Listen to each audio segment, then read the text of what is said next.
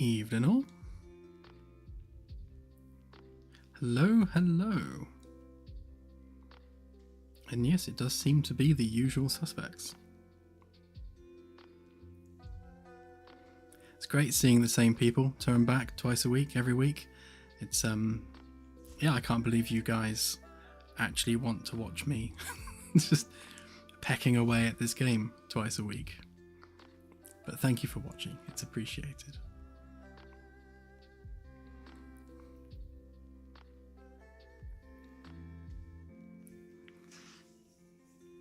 It is indeed Wednesday, it is hump day.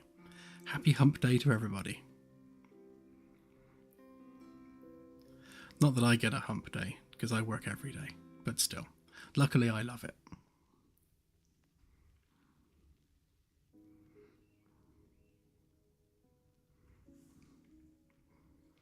I'm glad. And hopefully you can hear me better today.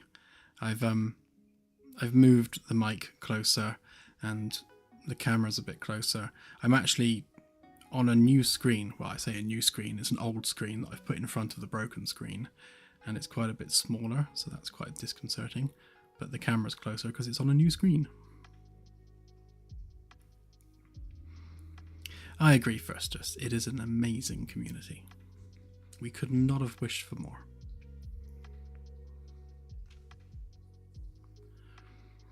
Although I do have to do the obligatory please like and subscribe, because I've been looking at our numbers on YouTube, and we've had 12,800 subscribers for what feels like forever. So let's see if we can bump that up. I want a YouTube play button, god damn it.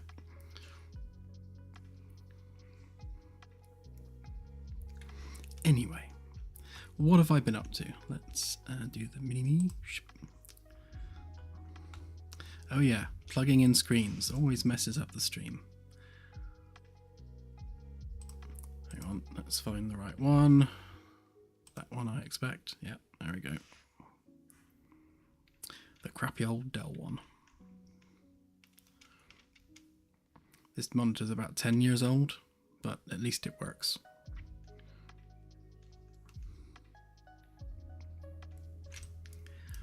So on Sunday's stream, we of course rather hilariously uploaded the build during the stream, wrecking the stream, but we put it live for the public, and we've had, I'd say, what, at least 100 bug reports.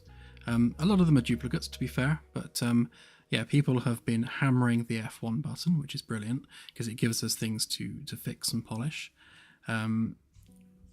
How many fixes have I done in 2 days? Hang on, let's have a look. Dooby-dooby-doo. Updates, there we go.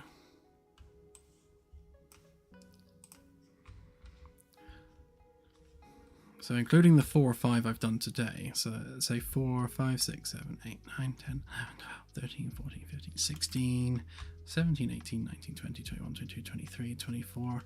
So I'd say at least 24 or 25 bugs fixed in 2 days, plus a bunch of other polishing as well. So that's pretty good.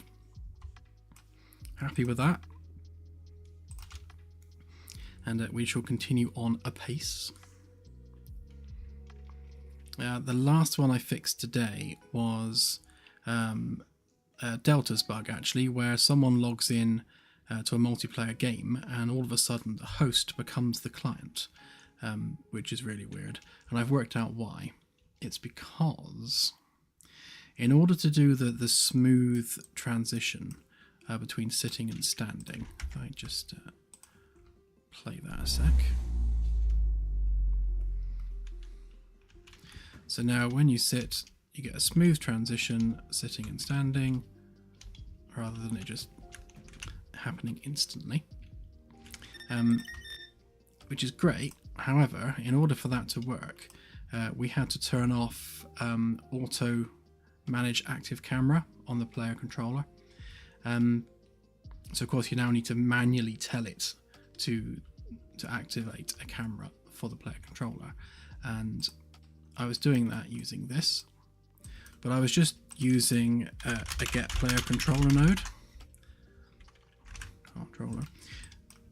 So just by using get player controller, now index 0 should always be the local controller, but for some reason this is what was causing the host to become the client in terms of where their camera was. So the host could run around and see themselves running around from the perspective of the client. It was really weird.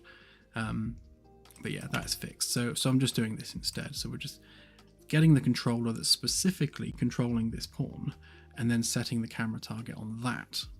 And that seems to have fixed the problem. So yay for that. I also fixed the camera mode not properly setting when you get in and out of chairs. So if I go to third person, I'll zoom in a bit so I can click on the chair. It now stays in third person as you get in and out of the chair, where before it didn't. And then obviously first person still works as normal, so that's all good. And a bunch of other stuff. So we've still got, wherever I've lost it to, many look at all those resolved ones though. Check that out. Yeah. So we've still got all these ones that are assigned to me, plus a bunch of others that have been raised in the interim. Some of them are things that we haven't finished making yet, so they're not technically a bug. I've kept some of them on here just as a reminder that does need doing. But yeah, some of it is just not actually a bug, it just needs to be finished. Because it's something that was only half done at some point. But yeah, there's a bunch of these that we'll have a crack at tonight.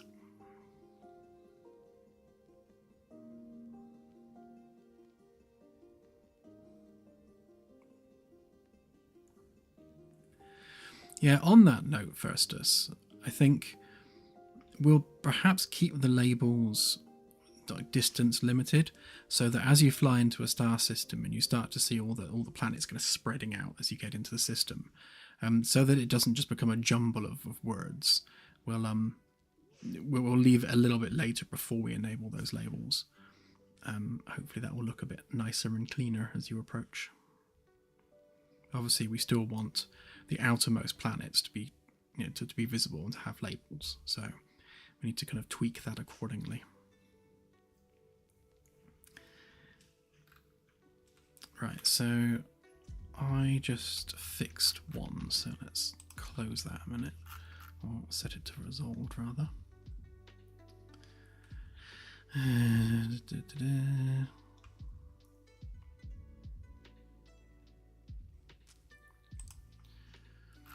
Was it assigned to me? That's the question. Ah, yes, that one. Just add this to my notes a minute.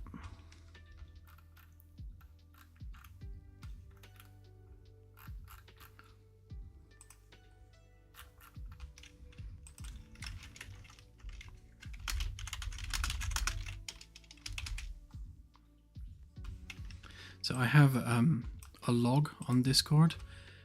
So basically, as I'm like working on stuff, I'm generally kind of writing down like a pre-patch.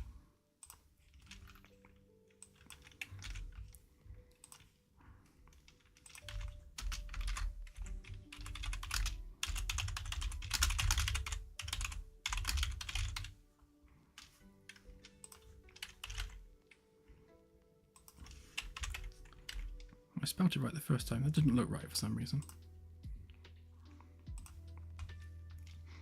Yeah, so anyone that's a backer can see exactly what I'm working on pretty much to the minute. When I remember. Claire's always slapping me because I keep forgetting to update it.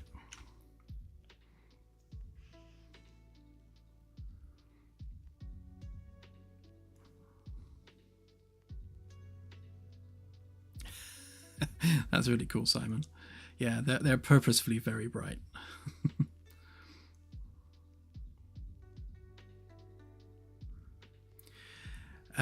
Yes, Anasi. In fact, that's one of the ones I was testing earlier.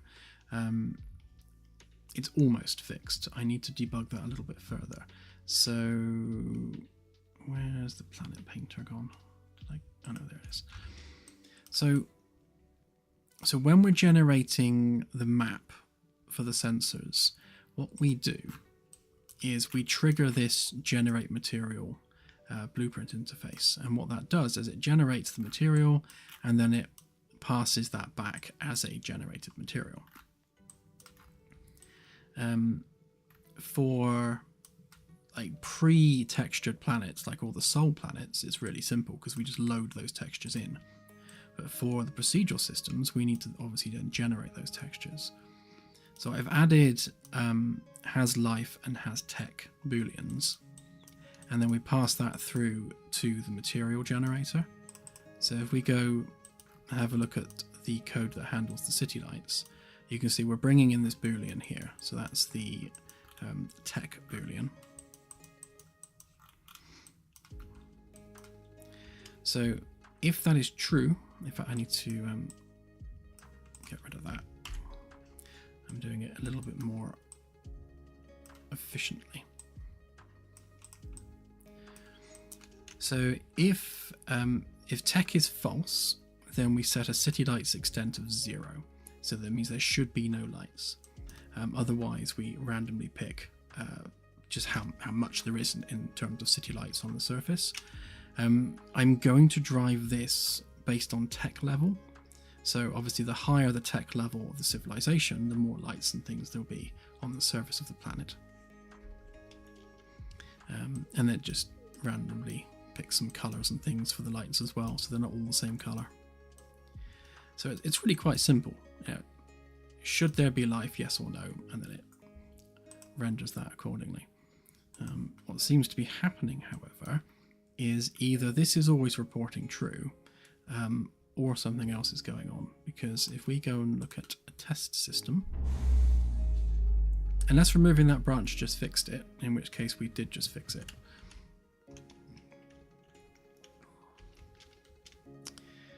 I need to remember where that is a minute, hang on.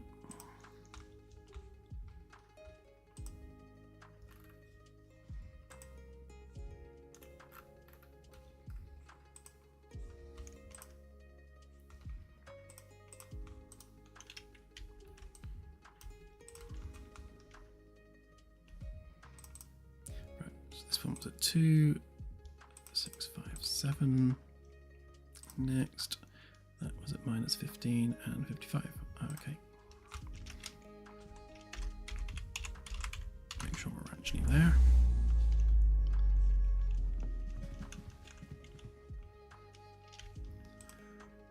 Yep.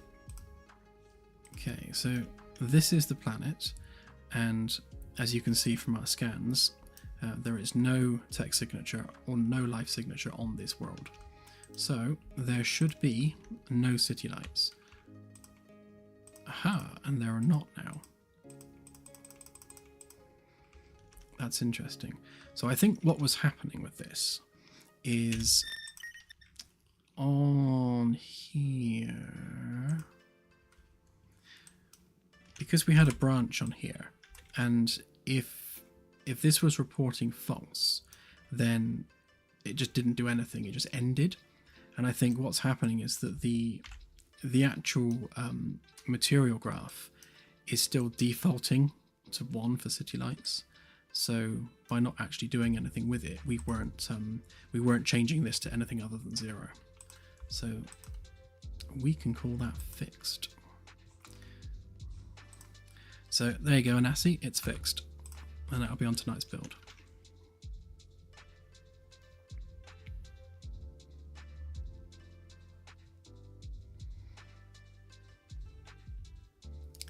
Yeah, all seed-based, Oni Noni.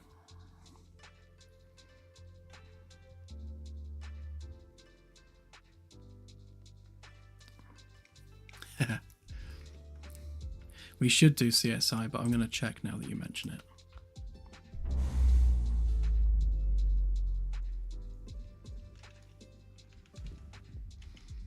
Yeah, we don't have separate filters for life yet. Yeah, so Earth still has tech.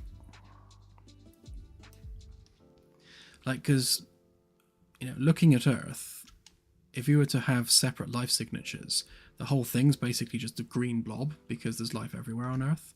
And I've been kind of laboring over how to do that, because for a genuine Earth-like, and we're not calling something an Earth analog in the game unless it's truly an Earth analog. So, you know, it's going to have a breathable atmosphere, it's going to have similar temperature, similar air pressure, and, you know, it's going to be green. There's going to be, you know, abundant plant life. So we're not really going to call it an Earth analog until it, you know, basically looks and feels like Earth. So that means there is going to be life everywhere. So how do you get across the fact there's life everywhere on this map without just making it solid green? I'll have a think on that and how, you know, figure out what the best way of doing it is. Obviously, in some planets, there's going to be just pockets of life, and that makes it easy. But for a true Earth analog, it's going to be a bit awkward.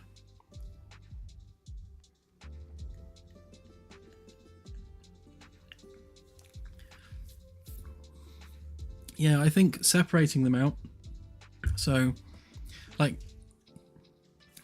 someone brought this up in Discord earlier about, you know, can we have planets where you've got lots and lots of tech but no life because maybe it's you know, a technological civilization and they've wiped out biological life. All right, fine, yeah, we could do that, but there's probably still bacterial life, which means there's probably bacteria everywhere. So on the sensors, it's going to look like there's life everywhere. So I think, yeah, we are going to have to maybe have like simple life and complex life as two different filters. I mean, even then, on Earth, it's like the entire ocean is filled with life and every landmass is filled with life. So, you know, there's going to be complex life everywhere. But yeah, we'll delve deeper onto that as we grow the system.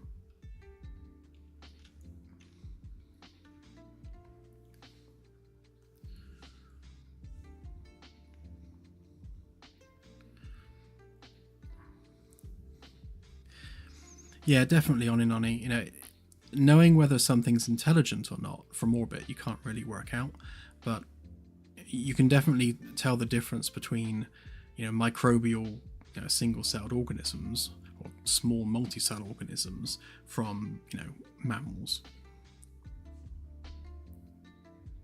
So we can certainly, you know, filter that, you know, realistically. And I guess from an exploration perspective, it would be nice to be able to scan a planet, see that there is bacterial life on that world, but nothing more than that.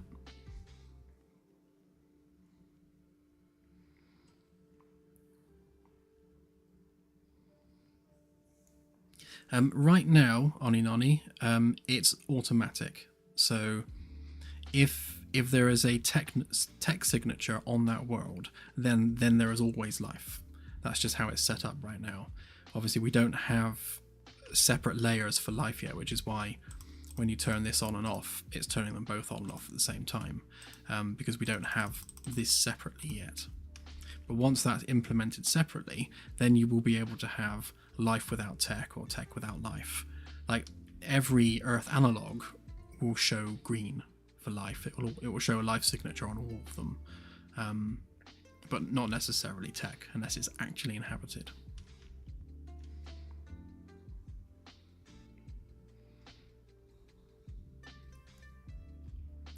Yeah, biomes is something that we kind of half have implemented right now.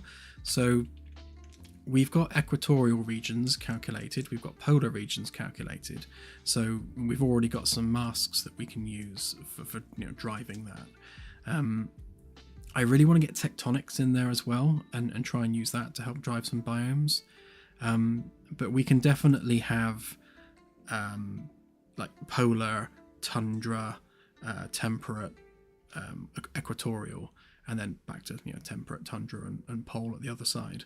So we can do those bandings on a planet. It makes them like a little bit generic and samey because, like I mean, look at Earth. You know, as much as we have like this equatorial region. Let me turn off that a minute.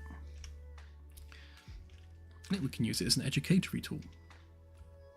So like, the equatorial region, yes, is quite dry, but then you've got like the east coast of the US, and then you've got Europe, and it's all about weather cycles and the warmth of the water, like in the Atlantic, and there are lots of factors that go on a planet which determine the biome of that particular region, not just is it the equator or not.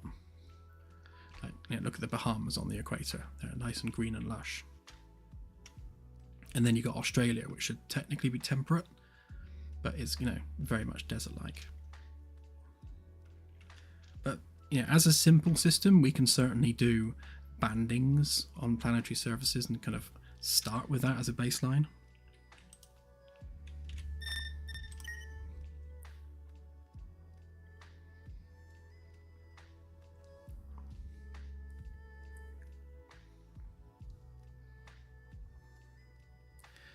Yeah, we've had quite a few crazy bugs. With the host becoming joining clients, that's been one of the crazy ones. People not being able to sit by pressing F in chairs. I can't work out why, because I can't make it happen. It's one of those things where, like, in order to fix a bug, you need to be able to reproduce the bug and reproduce it consistently enough that you can test whether or not you have actually fixed it. And when you literally cannot make the bug happen yourself, you can't fix it because you've got nothing to work from. And that's one of the problems I've got with the F to sit just failing randomly for some people. Hopefully we'll be able to capture it happening and run some debugs on why it's happening.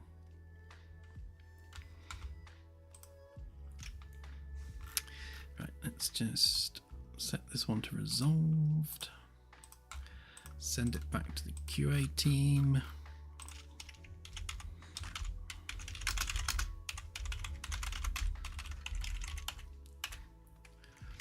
Butchered that. I was saying to Claire earlier, I was really hoping to not go over 99 for this patch cycle. So we managed to squeeze everything into 100 builds, but alas, I don't think that's going to be. We've got plenty more to fix yet.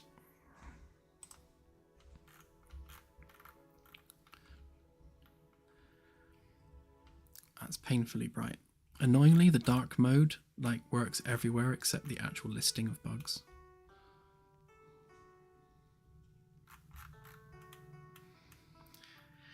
Right.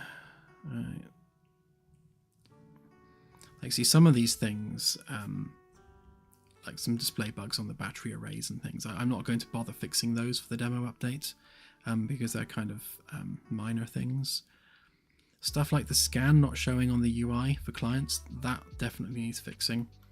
And some of these other things like laggy sensors for clients, we figured out why on the last stream. I just need to implement a fix for that. Planet labels out the window not reflecting their scan state, that needs doing for the demo updates. The wall screens not showing the right map, they need doing. That's an annoying one. So basically, after you've scanned a system, if you scroll down, there's more planets that will fit on the screen, it doesn't show scanned data for the ones that were off screen at the time. So that needs probably just a forced refresh. I need to put some more waypoints in for that one. That should be a simple fix, just need to take a pretty screenshot.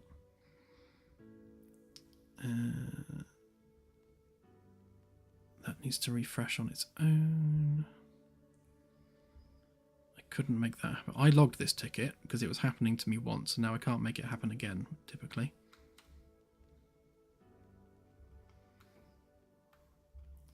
Right, okay.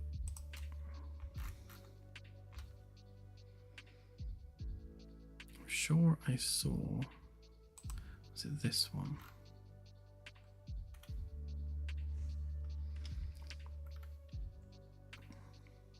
Oh yeah.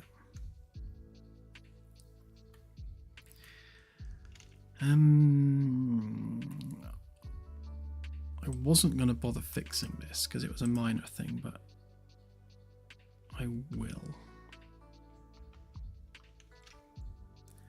Yeah. Good idea. Go Hex.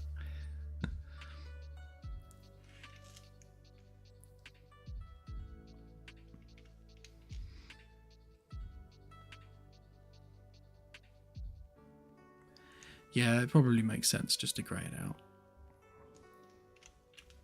I greyed out the Planetary Cutaway one, which is, I was really hoping to get that done for this update, but I will be doing it reasonably soon. That's basically for rocky worlds. You'll be able to see a cutaway where it shows you like the planetary core and the mantle and the crust thickness and all that sort of stuff, all in 3D. That's going to look very, very cool.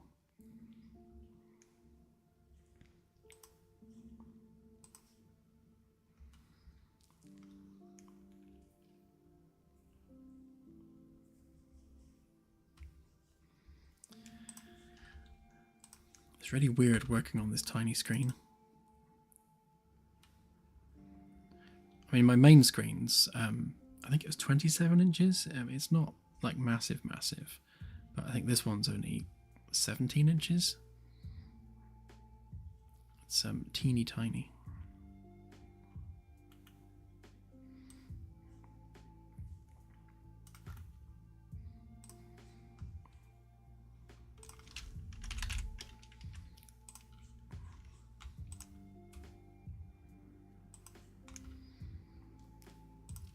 So the question is, why is that one affecting both of these labels?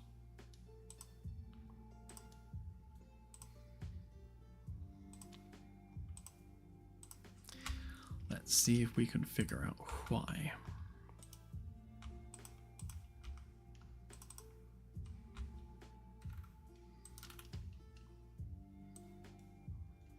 Oh, that would be why.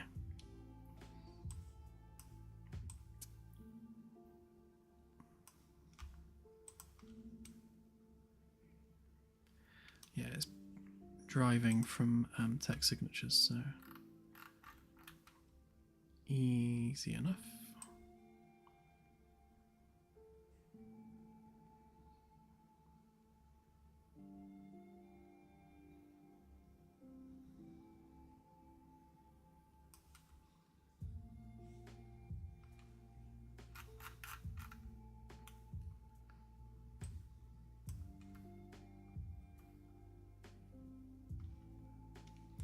It's interesting, actually. We should have a life one on here, and we don't. And I won't add one now because touching a struct is a guaranteed way of corrupting stuff. So I shall do that when we actually need it.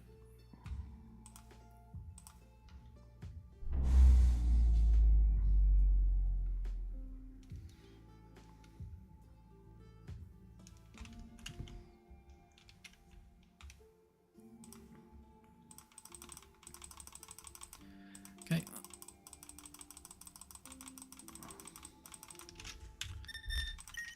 Problem solved.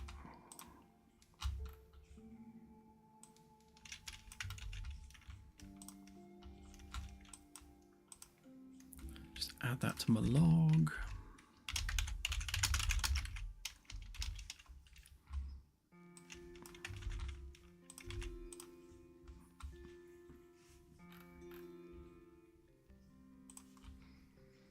This is definitely one of my favorite parts of the process of, I guess, the development cycle when it comes to making updates. It's just that, you know, you're at the end, you've done like the bulk of the hard work, and now you're just fixing and refining. It's just nice.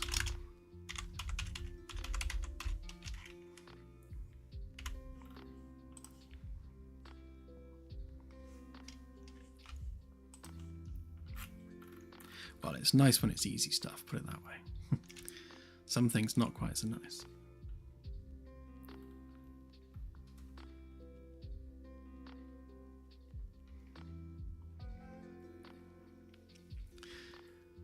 Right, so one of the big issues we have is sorting out the names out of the window, especially in multiplayer. So Why don't we have a crack at that? I've been putting it off because I know it's going to be annoying. Right, so let's work out exactly what does and does not work.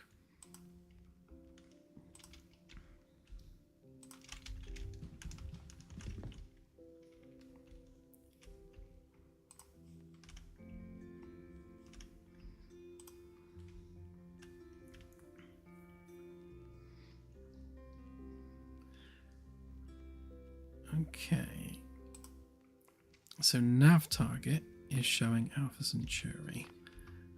If we clear the target, the sensor target is not. They are both showing the distance correctly.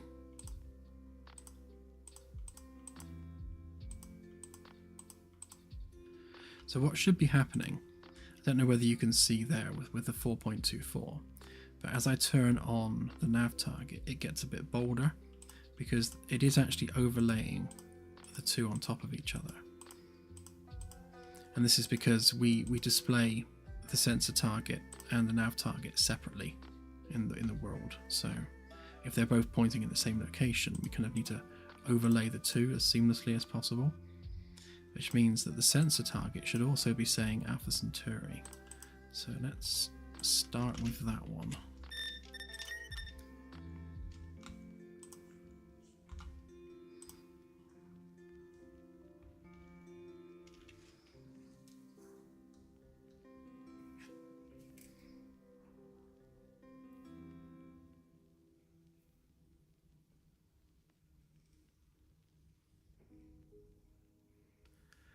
Thank you, Claire. I was about to post the link for Hurricane. So our bug tracker is public, and if you go to mantis.starshipsimulator.co.uk, you can see all of the bugs.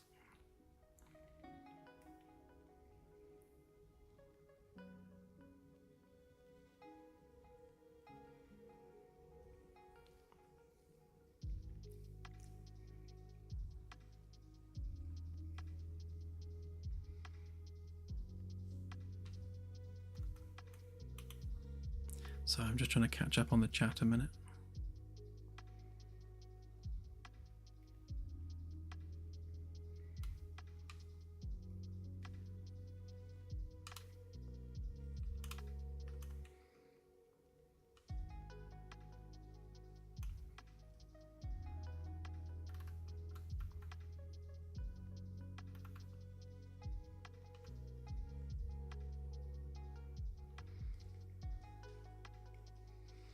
So Anasi mentioned looking for class 4 or class 5 gas giants.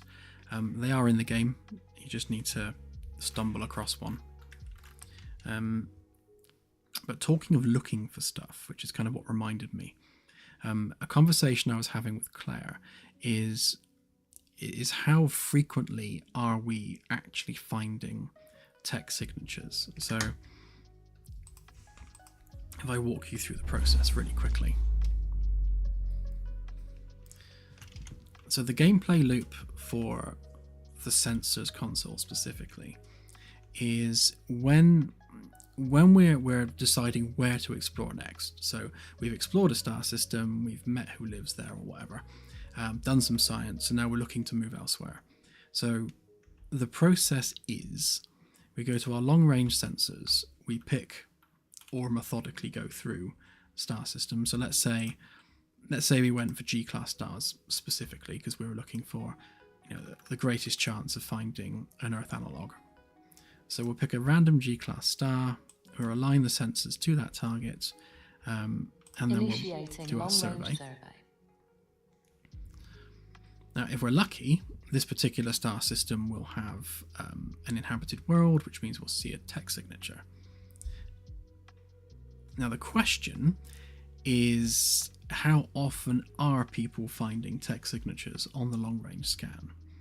Long-range survey complete. So I found one, which was statistically quite unlikely because they're not as common as you might think. Claire spent like an hour scanning star systems and didn't find any. And I think for me that's like opposite ends of the extremes, because like you don't want to stumble across an inhabited civilization like straight away, because that's not realistic. But at the other end, you don't want to spend like an entire hour trying to find one. If you just want to get out there and meet another civilization, I think 20 minutes of searching, is kind of probably pushing it a bit. So yeah, I guess that's my question to the community at large is, are you finding inhabited worlds often enough? Because we don't want to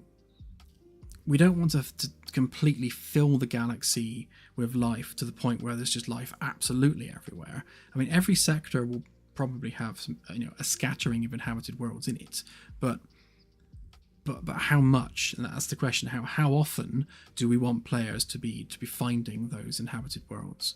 Or rather, more specifically, how often do we want players finding alien civilizations within the galaxy?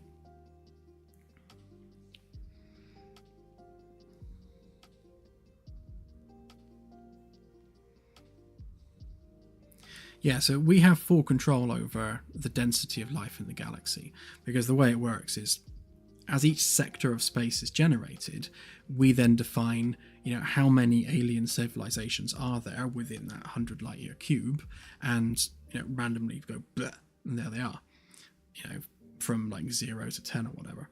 So we can say, right, a minimum of 5, maximum of 20, scatter them evenly throughout a sector, and do that in every sector, and we can change those numbers arbitrarily anytime we want. But it's a case of, how dense do we need to populate a galactic sector before players are stumbling across alien civilizations regularly enough to keep it interesting, but not so much that it becomes like stupid and unrealistic.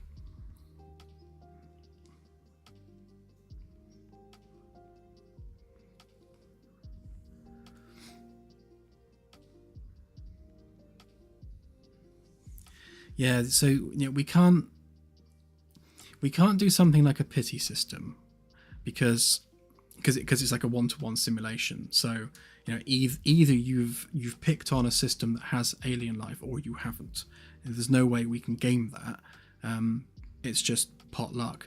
The only way that we can make it statistically more likely that you're scanning a star system that has a civilization is by having more of them there in the first place. But we want to balance it so it's realistic, because if like every other star system is inhabited, that's not realistic. But if it's too sparse, then there's not enough aliens out there to keep it interesting from a gameplay perspective. So there's definitely a happy medium that we have to find there.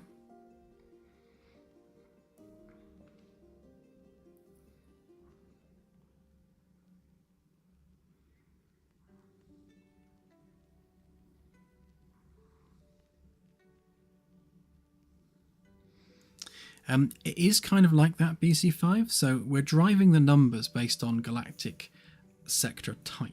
So like the ARM regions are more densely populated with life than the inter-ARM regions, because the ARM regions are where there's a lot more star formation happening and generally a higher metallicity of stars, and a higher metallicity means there's more elements to work with for complex life. So yes, we are doing that, and like the galactic halo is not going to have much in the way of life because it's mostly just old M-class stars. So stellar class and galactic region do play a factor on density of population. Again, it's just what do we want the average to look like.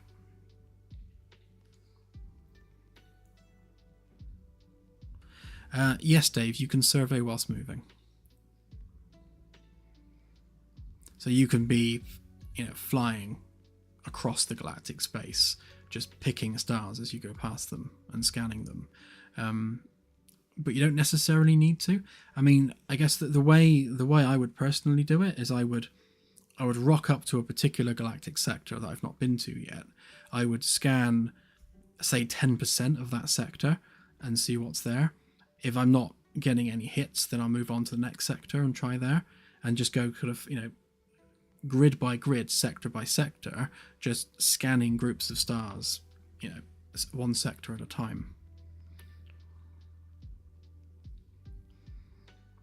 Yeah, so one of the things that makes it easier is we're going to have very little, if any, life on M-class systems, because the science involved in life generating on a planet around an M-class star is difficult, because the M-class planet, to be close enough to be warm enough, would have to be tidally locked, because it needs to be that close to the star. So you're going to be looking at like an eyeball planet, and then M-class stars are technically quite flary and quite extreme in terms of their solar output. So that side of the planet is going to get constantly bombarded with radiation from the star, which is probably sterilizing the surface, and it may not even be able to hold on to an atmosphere that close to the star either. So you're looking at this very rare scenario where the planet is close enough to be warm, but big enough not to have its atmosphere blown away by the star, but maybe like a thin band of habitability around the twilight zone of that planet, obviously, which is tidally locked. So, those types of worlds are going to be very, very rare. So, yeah, so when you're scanning for life, you can pretty much discount 80% of the stars in the sector straight away, because then, M class and below, certainly not on the LT and Y class, the chances of a civilization generating there are very, very low. So given that M class stars account for about 80% of the galactic mass, that's like you're only really scanning 20% of a sector. But then you can also discount like O class stars and probably B class stars as well, because they're too big and too new to have had time enough to generate a civilization. So the window of like civilization is quite narrow in terms of the type of star and the lifetime of that star, which means you can focus your search on a particular range of stars, which is mostly A, F, G, K, pretty much, because those are the star types that are more likely to have civilizations. So you're narrowing your search down to about 10 to 15% of the stars within a given sector, and if that 10 to 15% doesn't have life, you can be reasonably certain that you've done your best job at scanning that sector.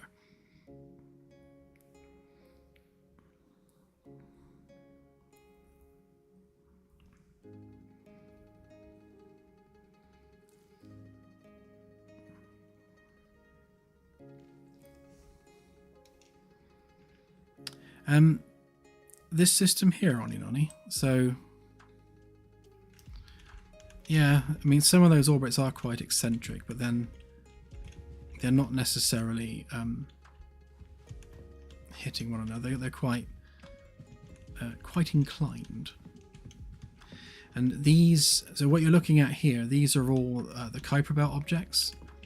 So all these highly inclined, highly eccentric orbits are all basically a Kuiper Belt. If we zoom in to the inner system, you'll see that it's a lot more orderly.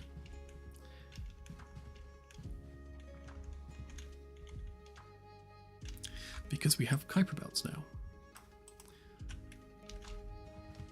which are very, very awesome. Some of them are crazy. They like the planets are out here somewhere.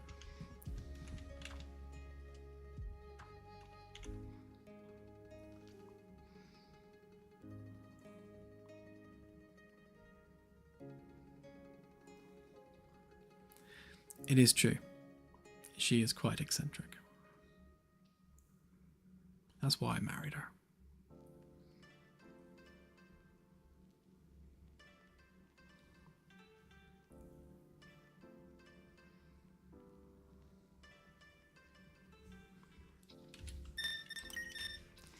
So yeah, anyway,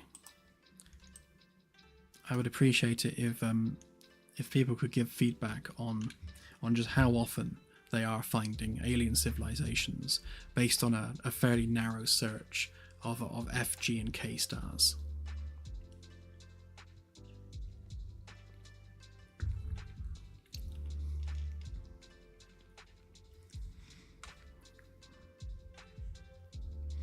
Right, we were checking that label, weren't we?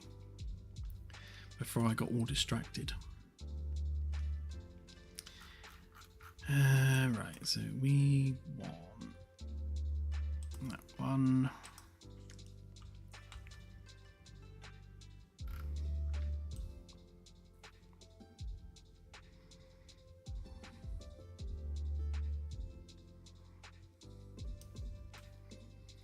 The holo display updates every time a sensors button is clicked, because the holo display, and I changed a lot of this whilst we were overhauling the sensors. So the holo display is a display device, so it is purely an output device and shouldn't really be doing much on the way of computation or anything like that. So what we're doing is we're handing the holo display a data packet from the sensors that says, right, this is what the sensors are doing right now, this is everything that's on them, this is the current mode, this is the current zoom level, be like this. And then the holo display just updates accordingly. So the frequency of the holo display updating is basically how often are the sensors updating, because every single button press or mode change will trigger a holo display update. Yeah, if you're moving through the galaxy, then it will be constantly updating then as well, because the galactic location and local location are changing.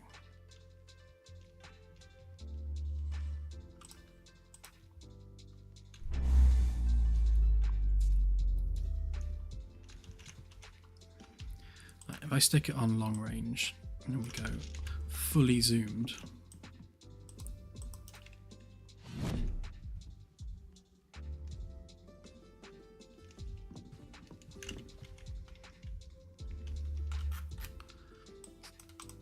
something randomly.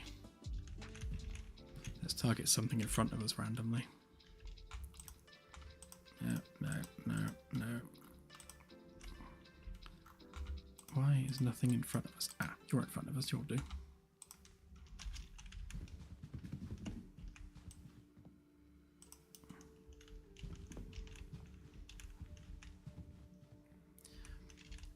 So you'll see we're moving through the galaxy at the moment, and every time the ship passes into that next whole 1 Lightyear cube, that triggers an update of everything. So that flicker you just saw there, that's the ship entering a new 1 Lightyear cube. So it's checking, have we entered a new sector? Does this 1 Lightyear cube have a star system? Etc, etc, etc. So it's actually doing a lot of work every 1 Lightyear as you move. Now we're trying to do that as asynchronously as possible, but it still causes a bit of a flicker.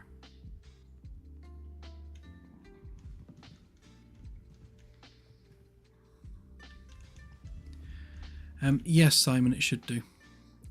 So again, it's not necessarily a bug, it hasn't been programmed to do that yet, but yes, at some point it does need to update automatically.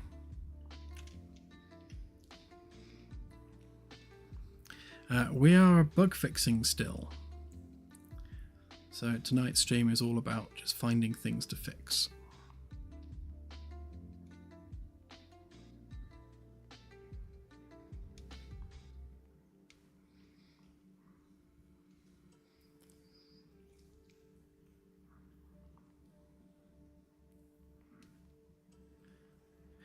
You're right, Scotty, it is weird. So yeah, you can see your body now as you sit down.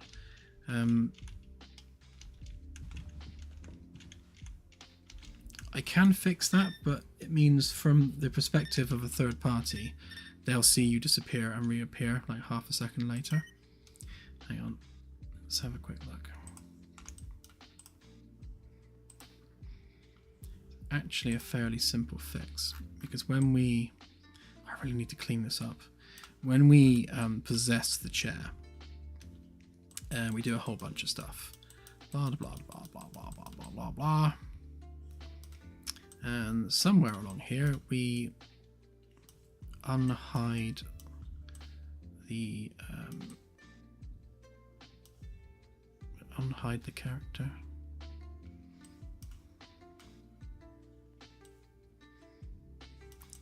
Are we doing it there?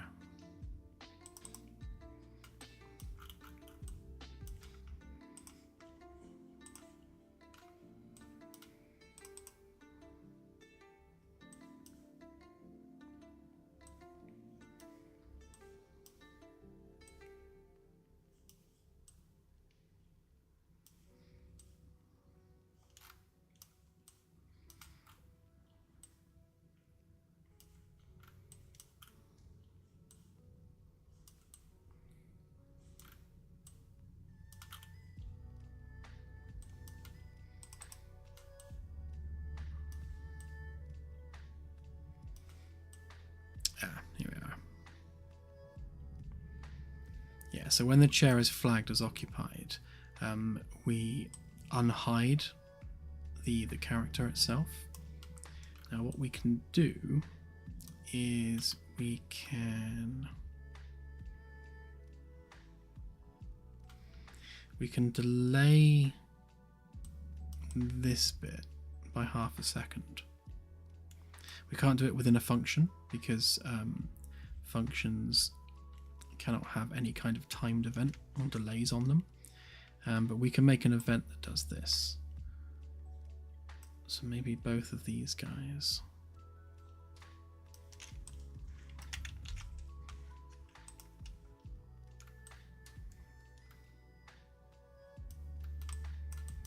To be honest, we could probably just do it here. So actually, no, we need that to be replicated. So we will do it outside of that. Make a custom event. And we'll call it show hide character.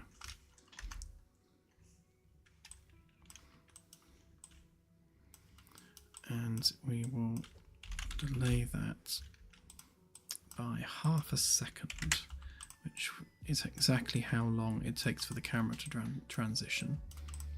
And then on here, rather than doing this,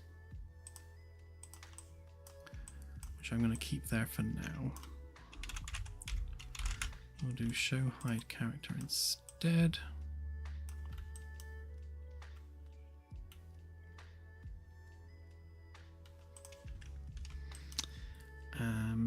And I think just to make this a little bit more functional,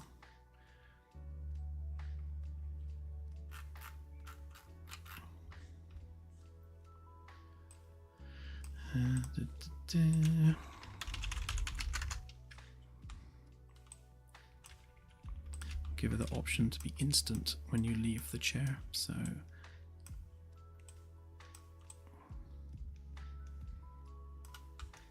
do that. And then in the on rep, what we'll do,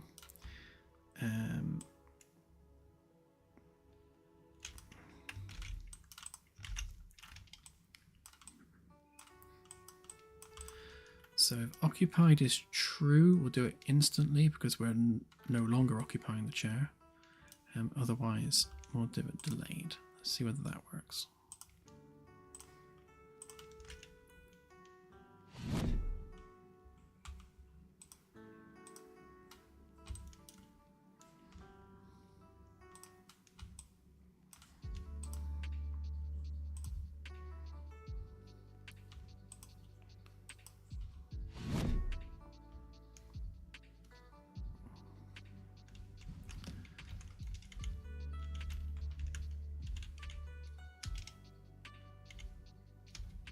Other way around.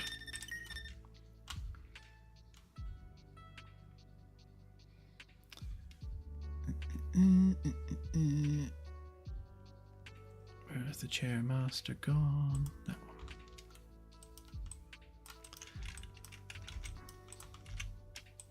Yeah, so the opposite of what I did, basically.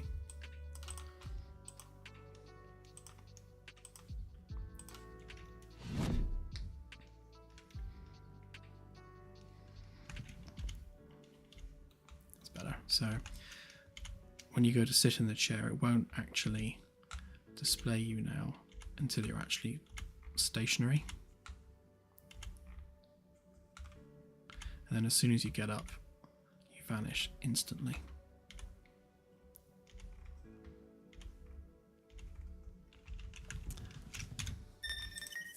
Jobbed. I'll add that to my notes.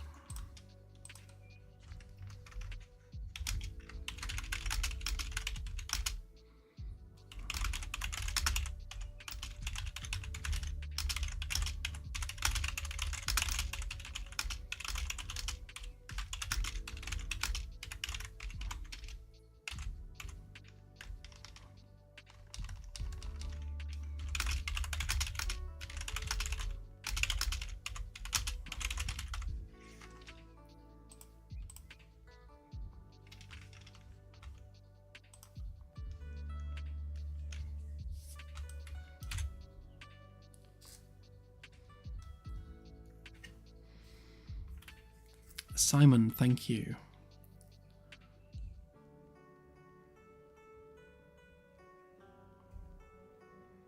Oh, have a good night and enjoy work tomorrow.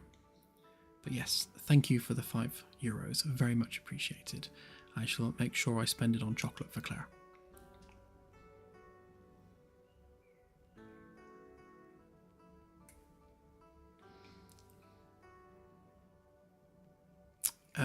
Benedict, so is there a button that lets you toggle the E button to move the mouse without moving the camera?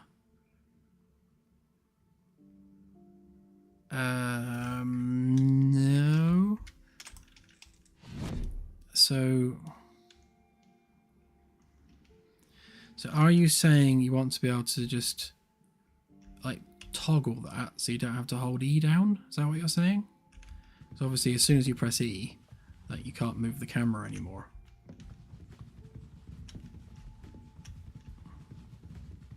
Which is, you know, by design, obviously. Oh yeah, you can use the piano with it now as well, look.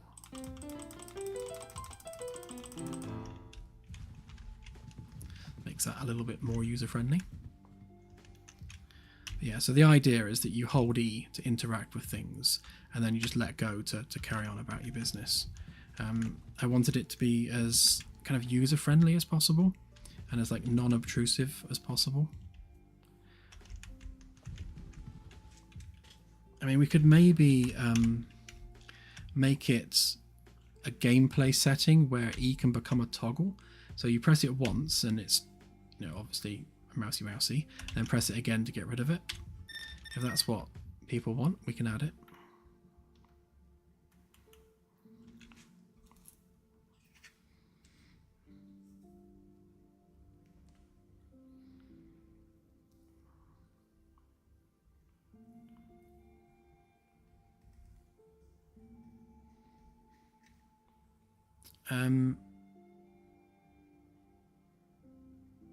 Okay, Oni. That might be the thing I reported as well. It could be the same thing.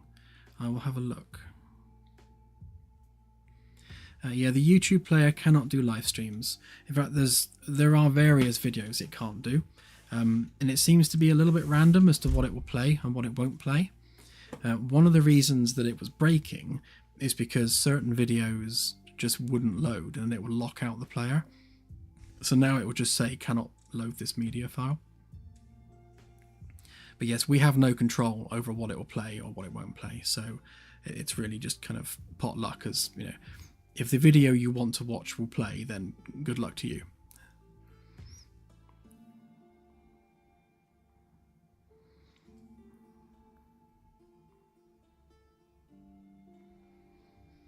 Hey Tim, good to see you.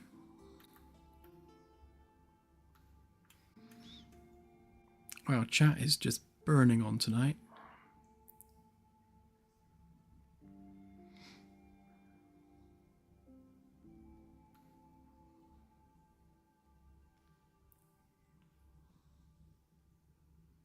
Yeah, I can't polish your shoes quite yet, sorry. And thank you, Delta. An increase to the chocolate fund. I shall get Claire an even bigger bar of chocolate.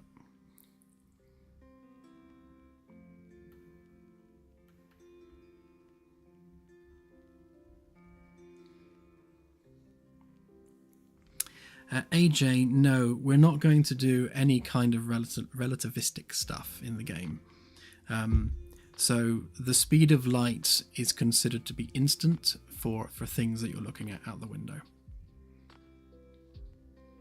To include any kind of relativistic effect it would be mind breaking.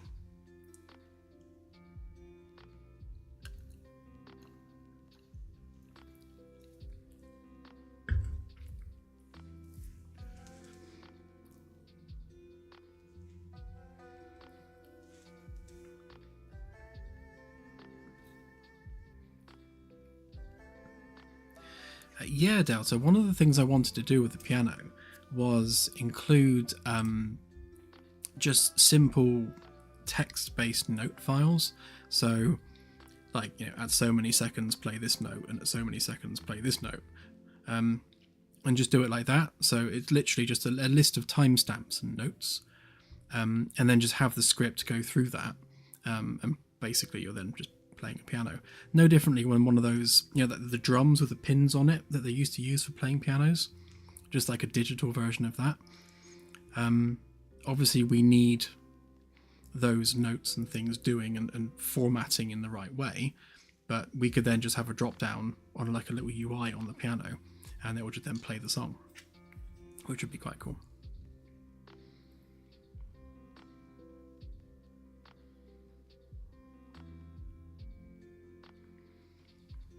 Benedict, okay, sure, yeah, I will at some point. I won't have time to get it done for this patch, but yeah, I'll add a toggle for E, so it'll be in the settings. You can use it as a toggle or as something you hold down.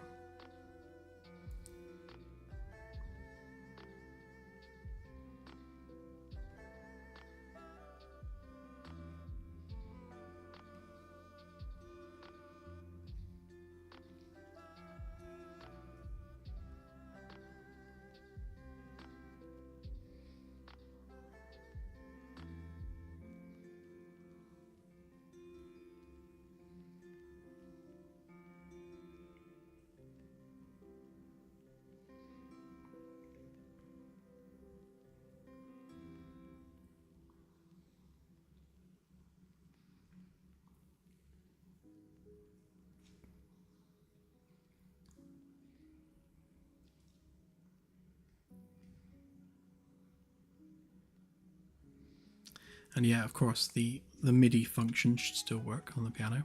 If you have a MIDI keyboard, it should play the piano.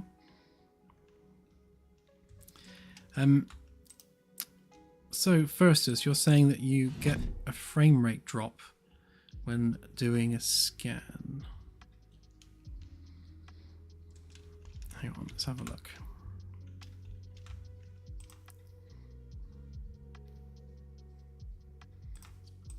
One at random.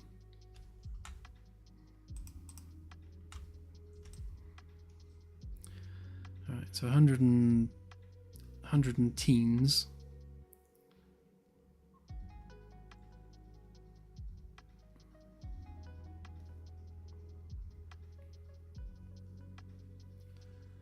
Yeah, I'm not seeing a difference myself. Initiating long-range survey.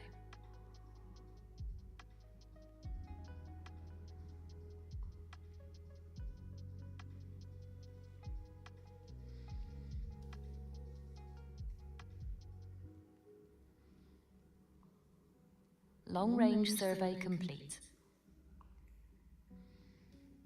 Yeah, there's a little bit of a dip as it's actually targeting each planet, but then it's doing a lot of stuff in the background, so that's not entirely unsurprising.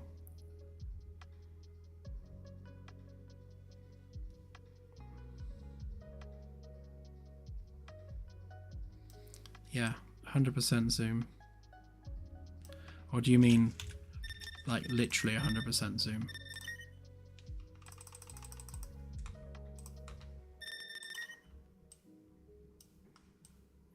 Oh, that's interesting. Ooh, I've just discovered a bug. So we get our mental 100% zoom when not in a chair, but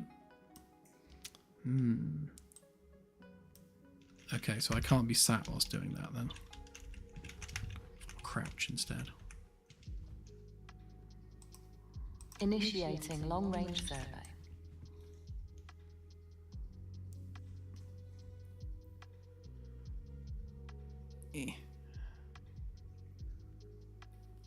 How do we even find everything at this zoom level?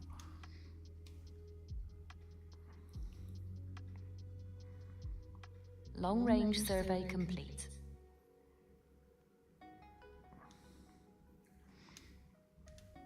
Oh my god, it's made of pixels.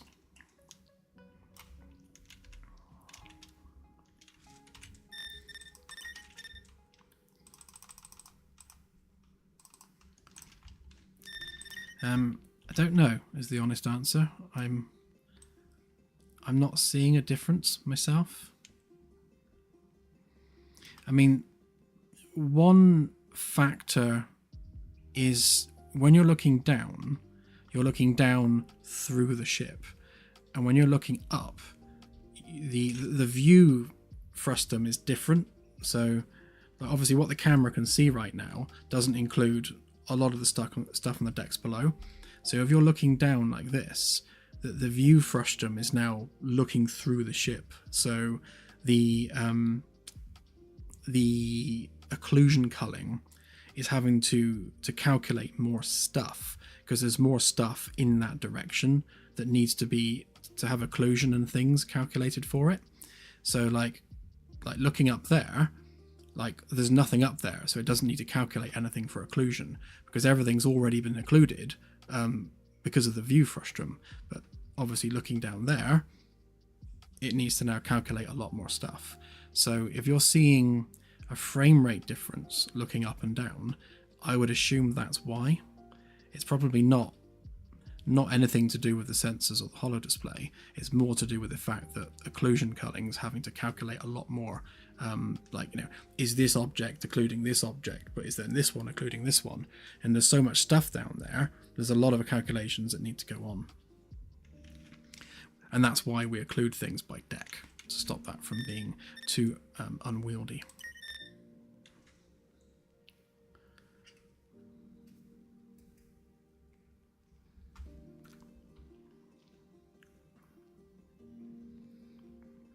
Hopefully that made sense.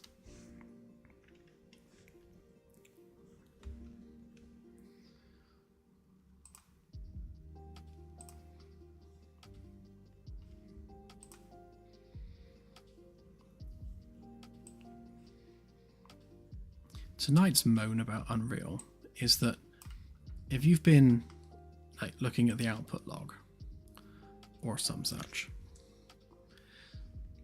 sorry, we now have to wait for the output log. Let's clear that so it doesn't take so long next time.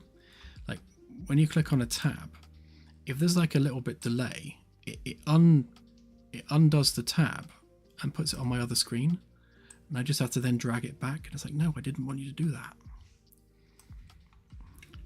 And that's my Unreal moan of the day.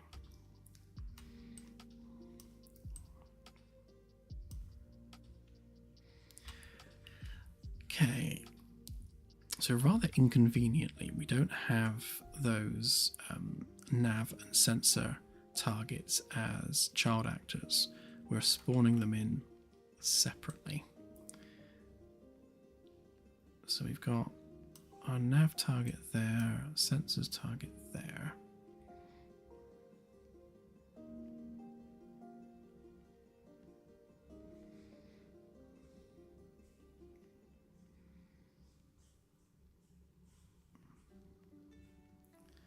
Actually, no, we don't. So, are we getting the sensors one from here? Yes, we are. Okay.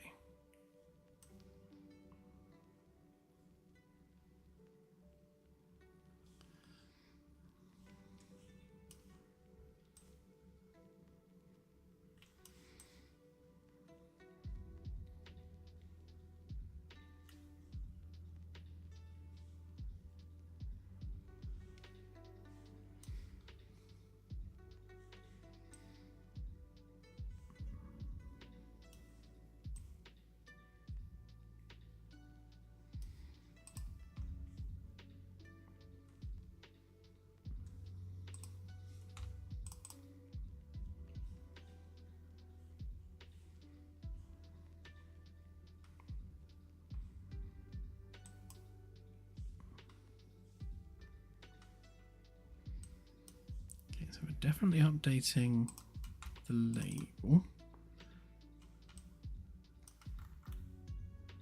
We definitely have our target name, which is definitely visible. So we're passing that through directly with update label text.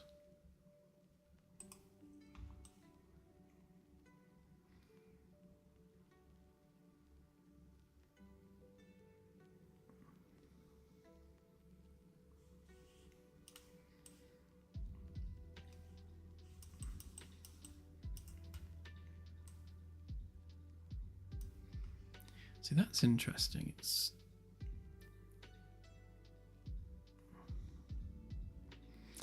Oh, wait. That's the label itself.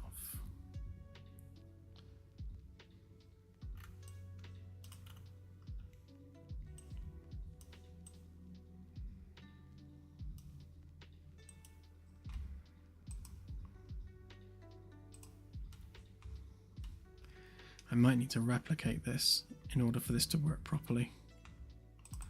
But let's see. So that's where we destroy it.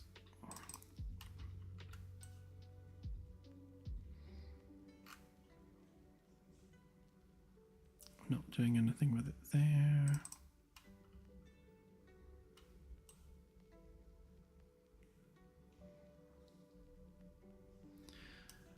Right, okay, so when we're updating the label, we're getting that text from our sensor data.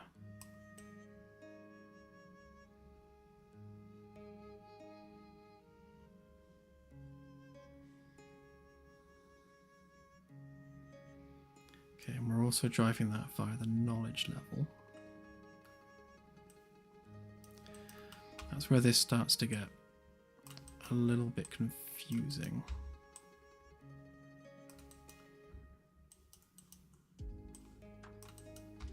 So obviously now we have the ability to scan stuff. That changes what it might or might not be called. So we need to make sure we pick the right text field based on how much knowledge we have of that object. For now, I'm just going to write test, just to make sure that it is actually updating the target name.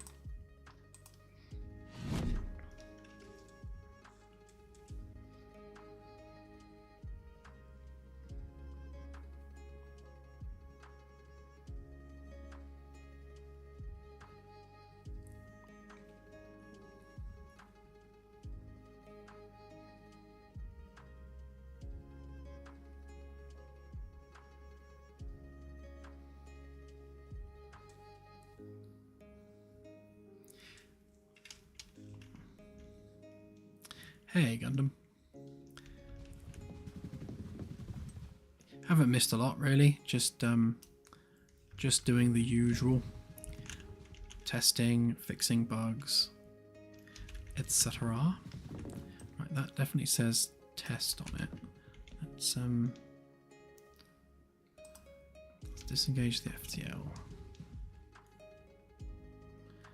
Right, so that's not actually targeting anything in particular, so let's target something reasonably close to us, preferably in front of us so I can see it.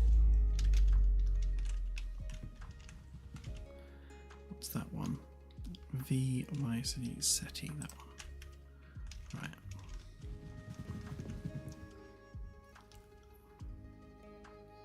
Okay, so that's as it should be.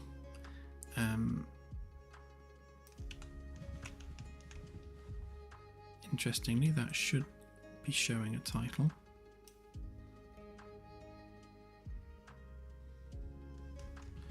Let me just target a different star a minute. So, right, Procon, let's target that one a minute.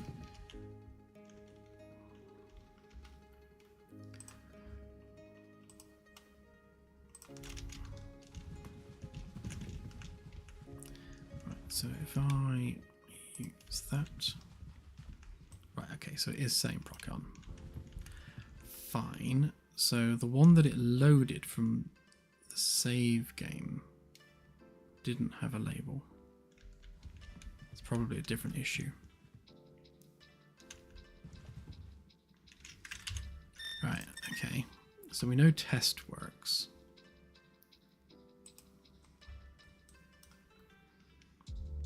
So what if...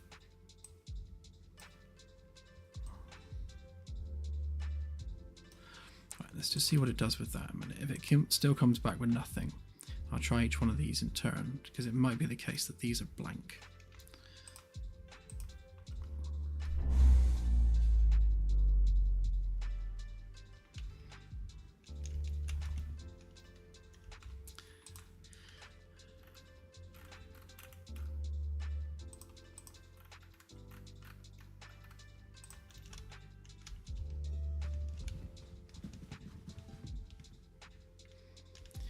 So again, it's remembered what we had targeted, but it's lost the name.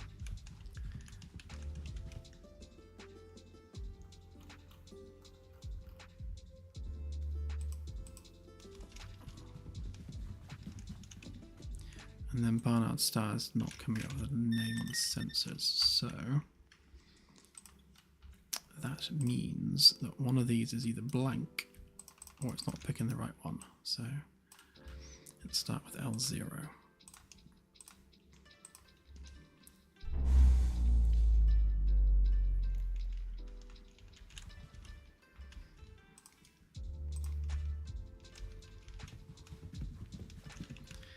Right, so L0 has nothing.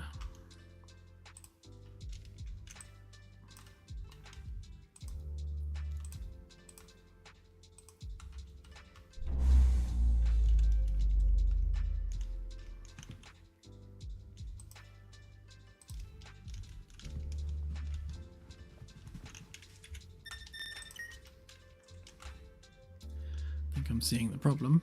None of these text fields have anything in them.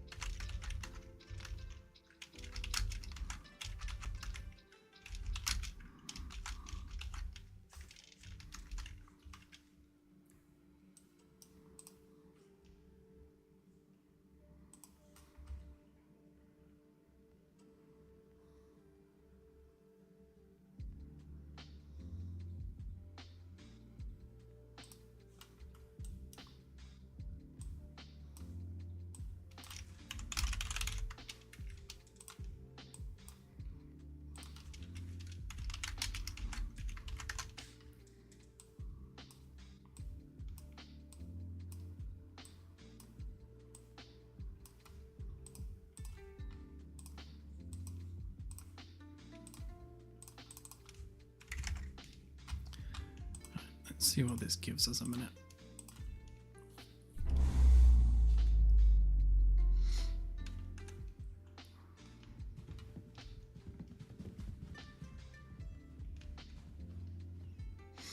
Well, immediately that's concerning.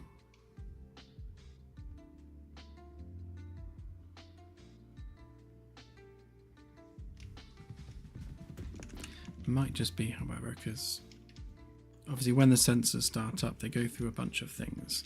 So every time the sensors do something, it triggers this. So the question is,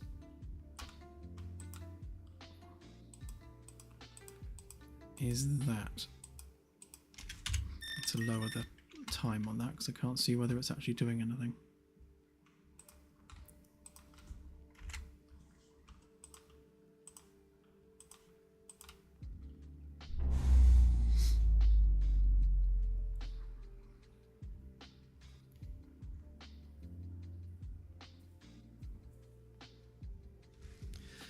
Yeah, there are some issues with what the sensors generate versus what you see generated out the window, and that's because they're using a different data source, and I don't think that they're not quite meshed properly. So I need to have a look at see which planet types specifically are not properly aligned. I think Earth-likes are one of them because some of them are more glaciated than others, or more glaciated than they should be, and I think that's because the temperature variable's not going through properly.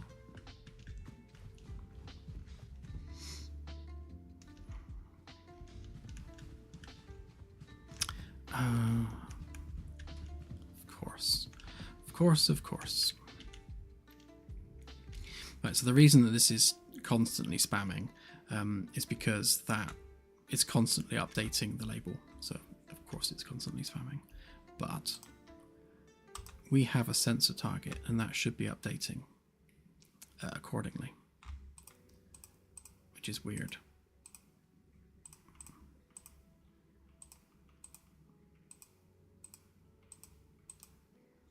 That should definitely be seeing that we have a sensor target.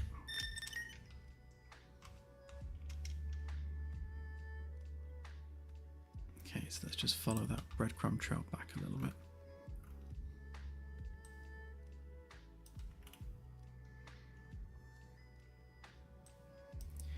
So for the nav target, we're populating that directly from the helm.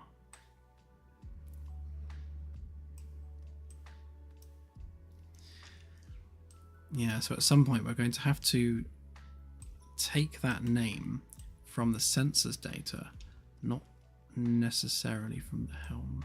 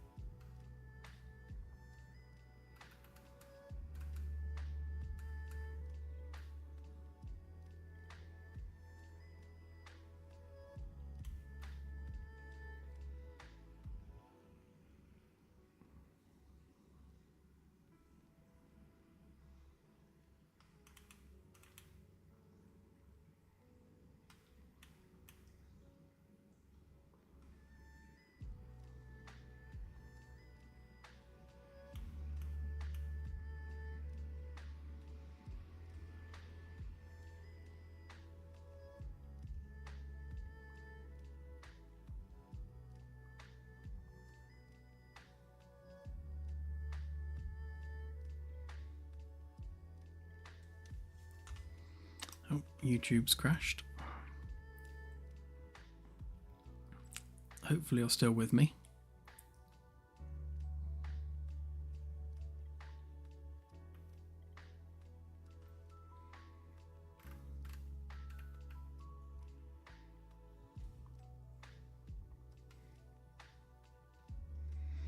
So I think the issue here is we're perhaps using the wrong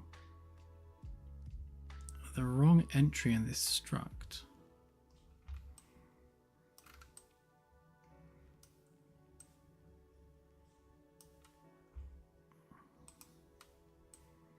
So rather than pulling out sector target, we actually should be pulling out selected sector location.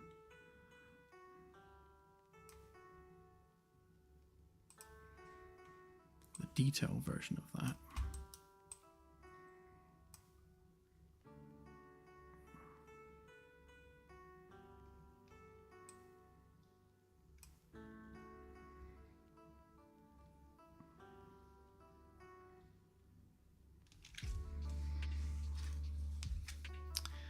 Although, that said, that's the location and not the object itself.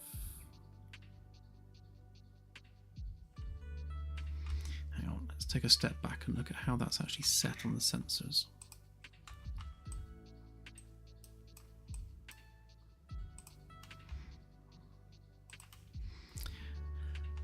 joys of debugging. This is why it's so important to comment code and track, you know, execution chains and what triggers what and why. Because once it gets really, really complex, tracking the execution order of a thing can be an absolute nightmare.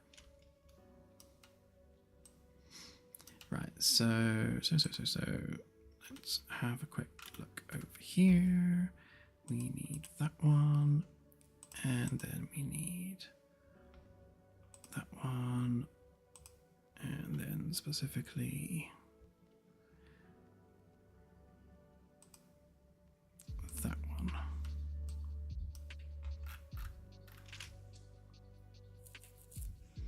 So this, where is it? Right, there we go.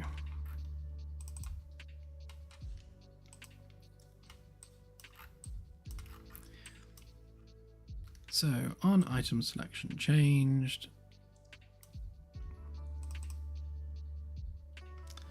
select sector location, go to the nav panel. Okay.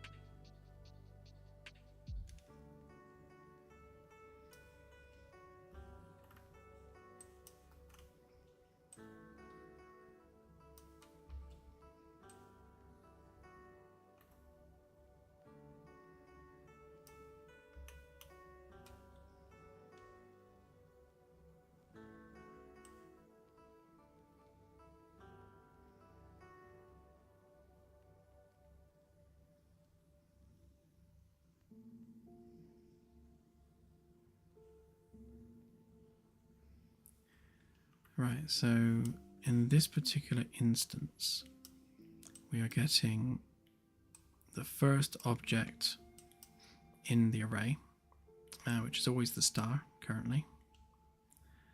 And we're storing that as selected system object in our sensors data. But what if that's not what we have selected? Because we can also select a system location, which I would assume that's what this one is triggering.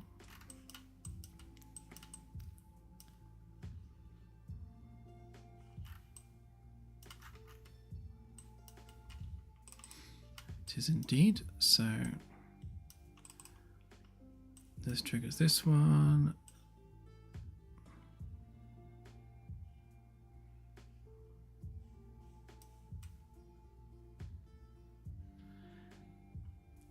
Which also triggers that. So that's selected system object on that one. Selected system object on that one. Right, which means this one should be selected system object,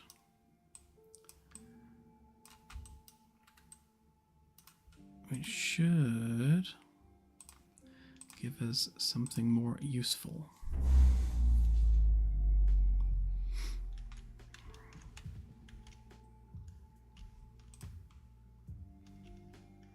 So right now we have nothing. And as soon as I select something, I'm hoping to start seeing some actual details here. There we go.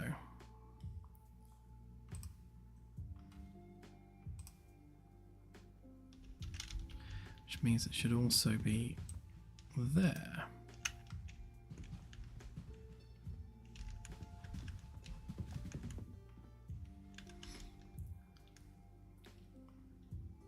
Okay.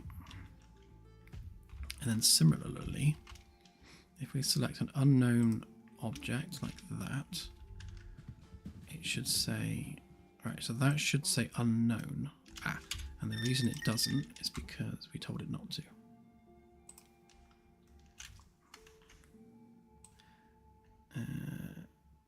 Yes, we don't need that. We need to plumb that back into there.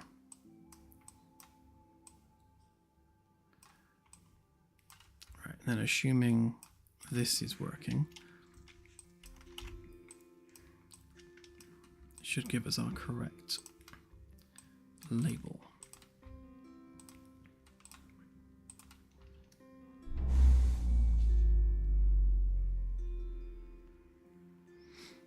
And that should be fixed now, as of the last build.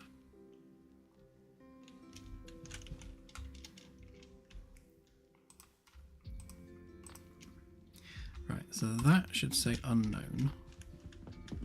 It does indeed say unknown. Right, now if I do Initiating long-range survey. a survey, it should no longer say unknown.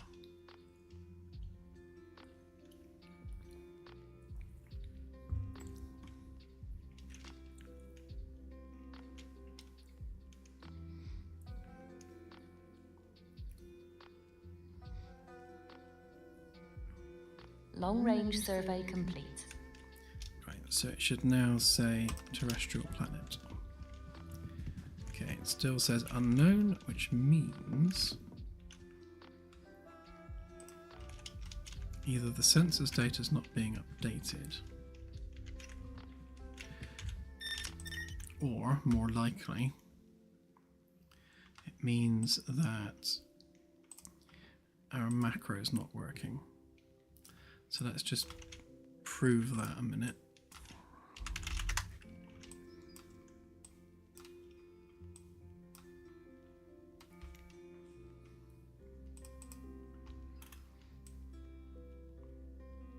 Oh, that's probably why we're still looking at that. So hang on, let's do that.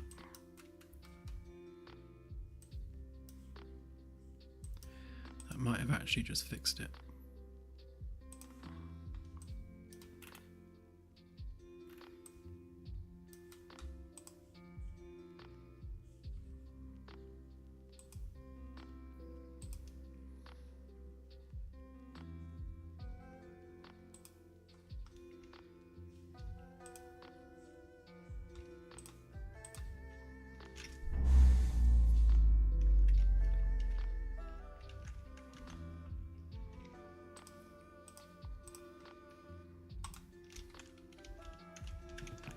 Yes, terrestrial planet. Huzzah. And then similarly, that should say gas giant. Yeah, it does. And then if we pick another system we can see from the window, Alpha Centauri will do. That should say unknown, which it does. That should say Alpha Centauri, which it does. Okay then, so if we go over to there a minute, let's do a scan of one of these. So the label that shows up within a system is actually rendered from somewhere else, just to be awkward.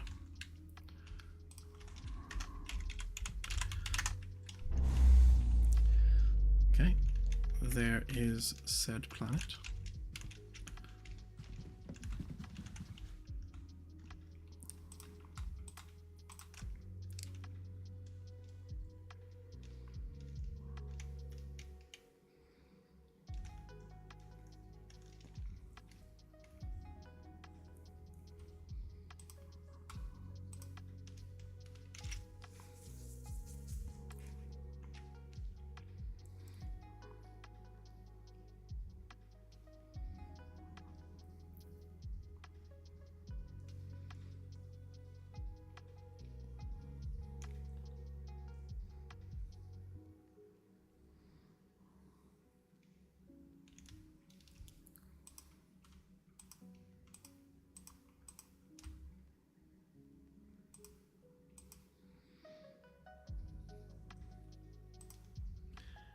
Okay, so this one,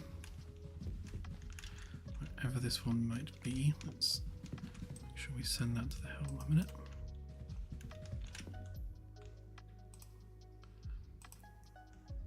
point the ship at it a minute.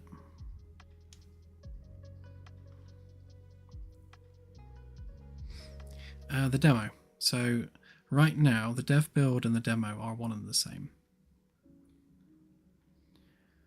Right, so we're not seeing any label there at all, which I think is one of the bugs we have listed. So, right. So if we go back to Sol,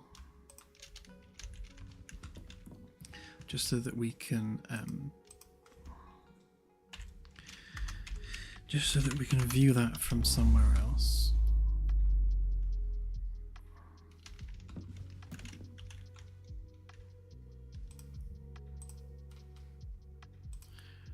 Right, so that class 1 gas giant, wherever it is, let's just point the camera at it.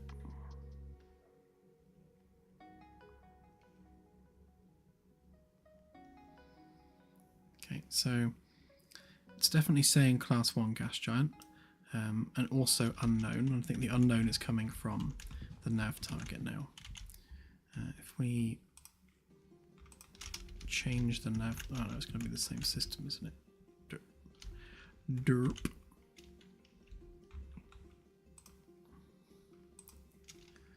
Right. If we align the helm to Alpha Centauri. No.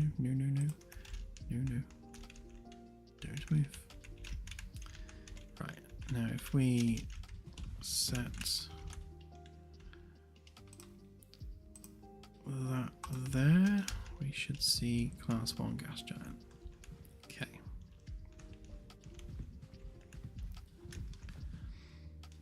Okay, and okay. And then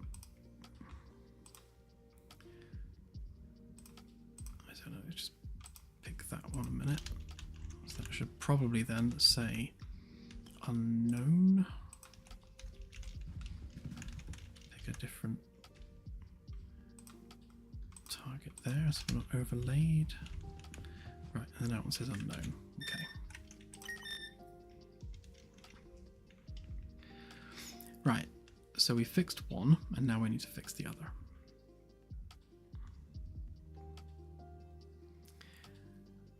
Hum.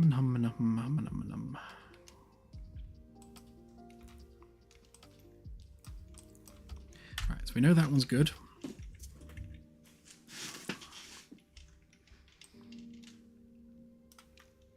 So basically we need to do this for this one.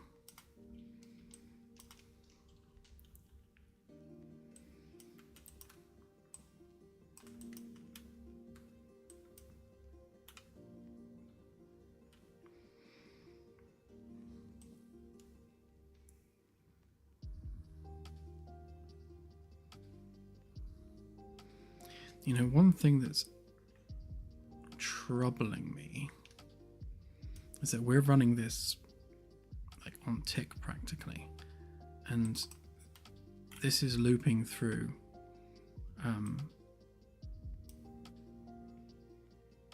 our knowledge. Although it is only just checking this one system. Perhaps it's alright actually. Firstus, thank you.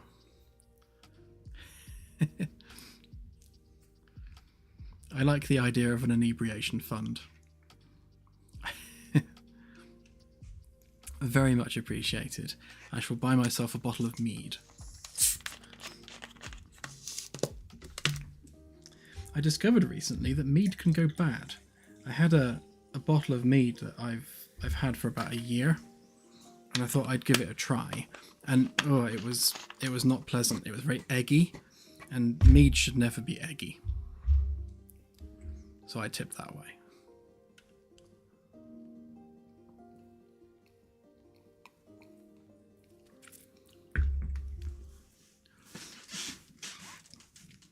Yeah, just not eggy mead.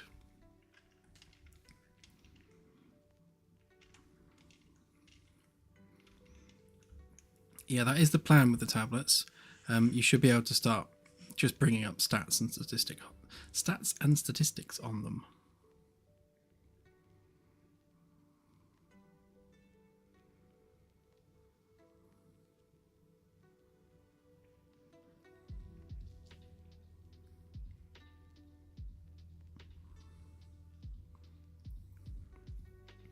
Yeah, we I can't remember where we were. Where were we? Oh, we were at a sci-fi convention in Great Yarmouth, and there was a few people there that had brought some meads along with them. They're a meadery in Devon, I think. And one of them was elderflower mead, and it was really, really nice. Like, ridiculously Moorish. I went through that bottle quite quickly. It's true, she does.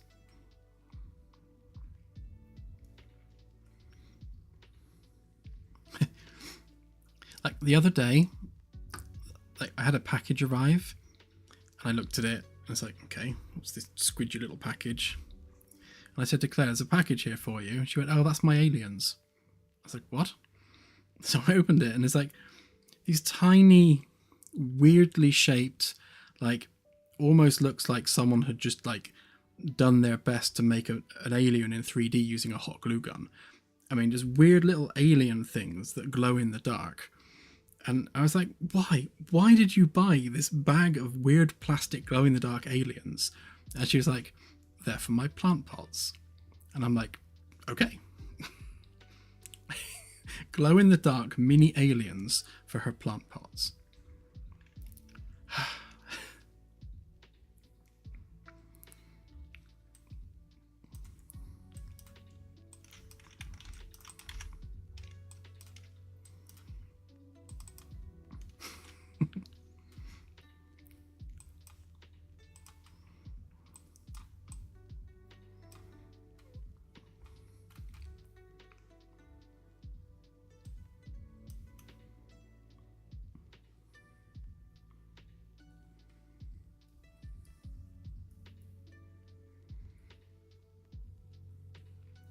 Oh, it's true, we do need to do them now.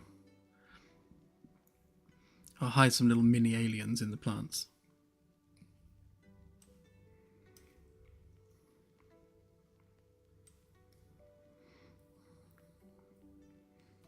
Right, so this macro is no good for us because we need to do it for this. And we have to do it purely from the galactic coordinates. So...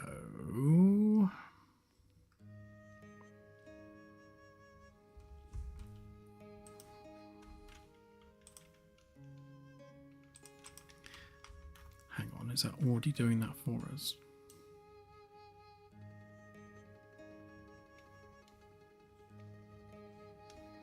Ew, it is. That's useful.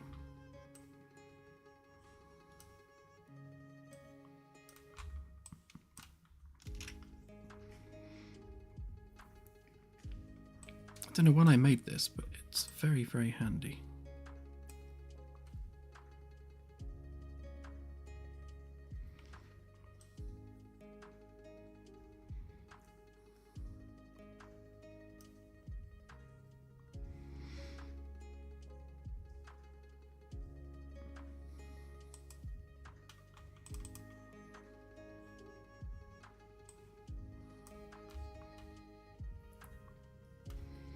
So I think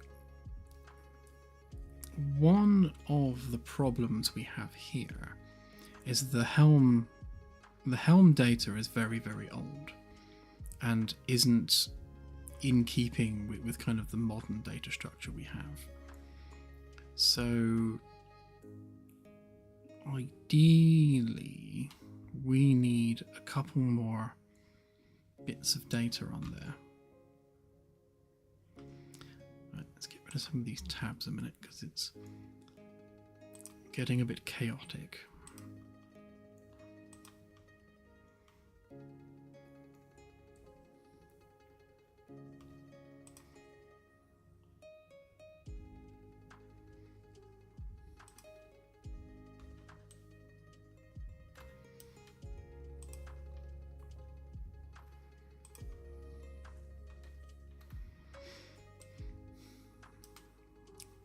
Okay.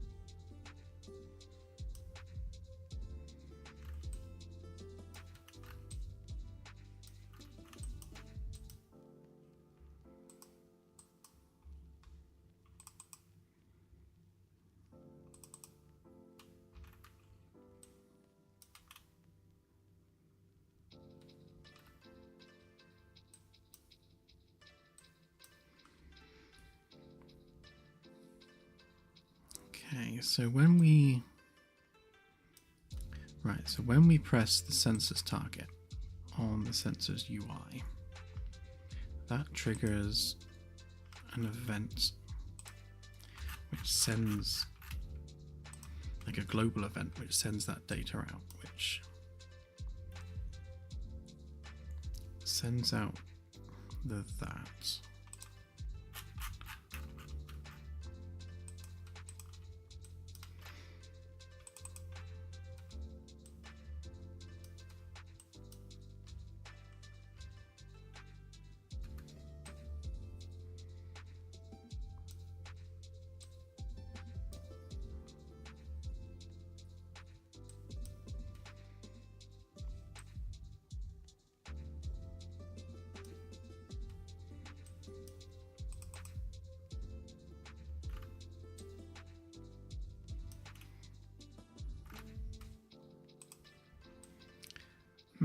That's interesting. So we're not specifically sending that out as a nav target at this point. We're just updating the sensor's data with the nav target data. So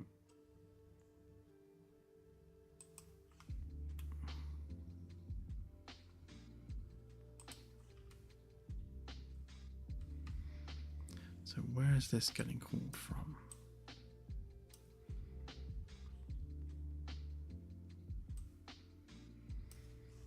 Like, is it getting called? That's the question.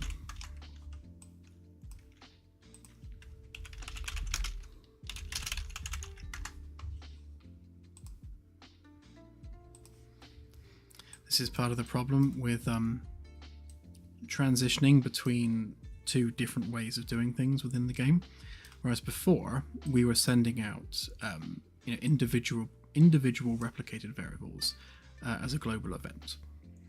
And now we're packaging all of this in a struct instead. So rather than having lots of individual variables, they're all contained within a single package, which is generally just more efficient. And then we can just pull out what we want from that struct when we need it. But as we transition from one system to the next,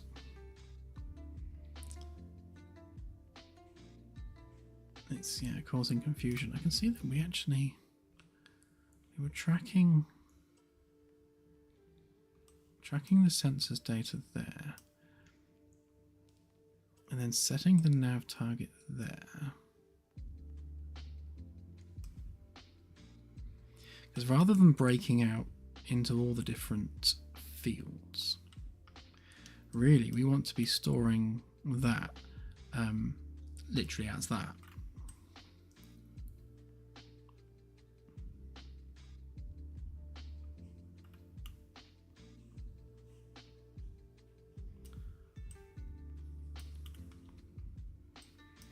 Which is what we're doing here. So what's calling this? It's being called externally. Okay. So what I need to get into the habit of doing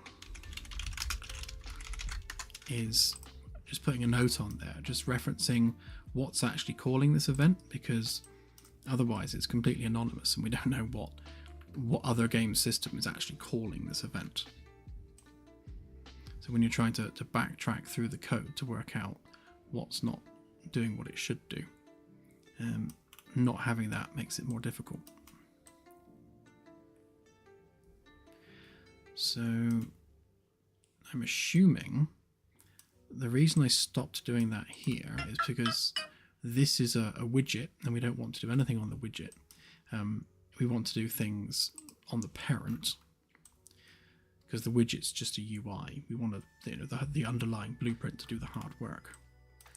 So that's probably this. Yeah, it is there. So what happens then is the sensors update. We set that on here. See, one of the things we need to optimize with this is that this sensor's data is already replicated. So there is a rep notify on the sensors themselves which send this out. So it's already coming out replicated. By then storing it as a rep notify, we're kind of doubling up on bandwidth unnecessarily, because we're re-replicating something which has already been replicated. So that's kind of an inefficiency which needs to be ironed out. But that drives this, which means I'm fairly confident none of that's needed. I shan't delete it quite yet, but I will just unhook it. So the actual bit we care about is this, so called by parent blueprint. That's where that's coming from. Okay, so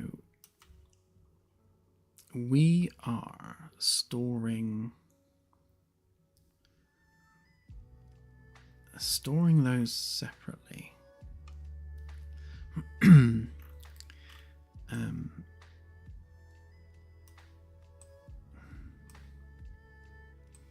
We should also be doing an exploration data check on that to get the right text field, because this is where it gets complicated now, because we've got obviously 4 different potential text fields depending on our level of scan knowledge. We can't just pick one arbitrarily. We need to know which one we're picking based on how much data we've unlocked for that particular location. So we need basically this. So I might just copy that macro onto here.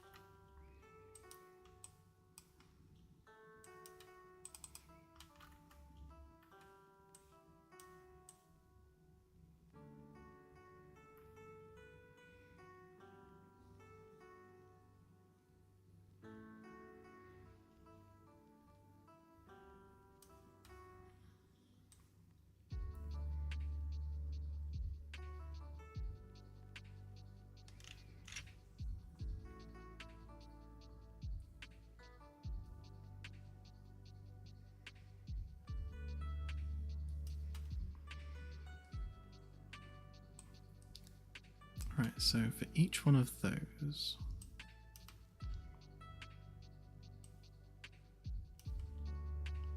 saying, does the coordinate match?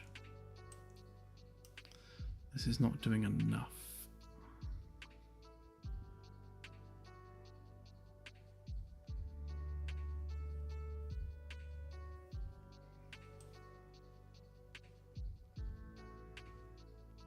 Yeah, because we need to be checking against the ID of the object as well.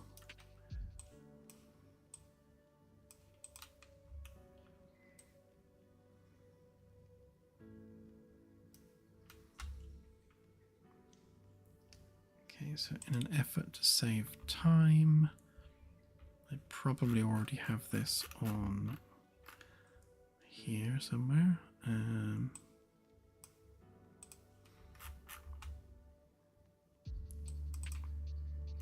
That one probably.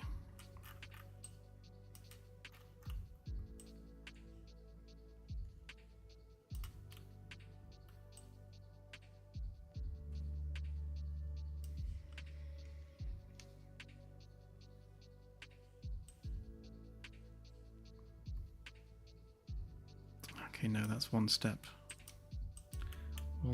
further back, but I will steal that bit of it.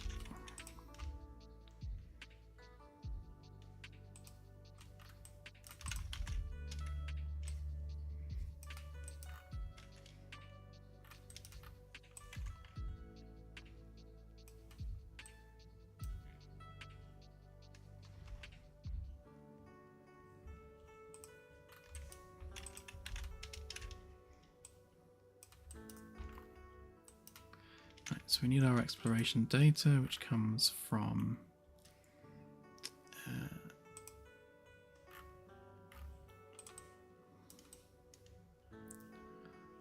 our sensors data. So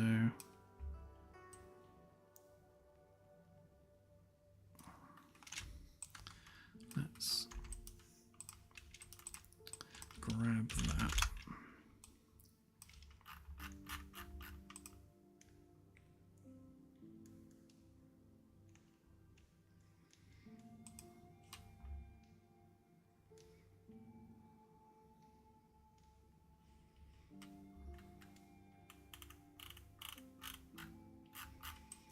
Oh, actually, wasn't that a separate thing?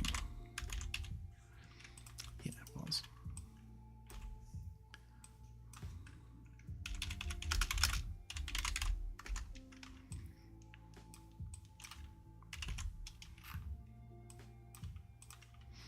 Right, that's more like it.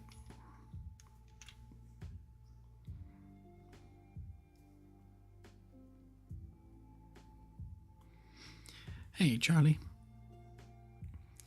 We are bug fixing today, so specifically we are going through and fixing the fact that when you look at an object out of the window, its label is either not there at all, or if it is there, it's got the wrong wording on it. So we are fixing that.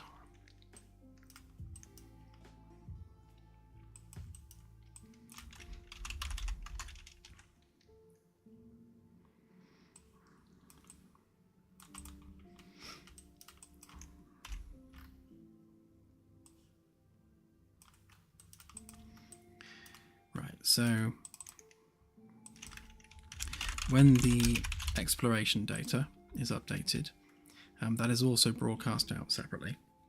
And then we'll just grab a copy of that data so that when we do this, we now have a copy of the data. So this is basically every star system that's been explored. So if we get a copy of that and then break it, you can see that you've got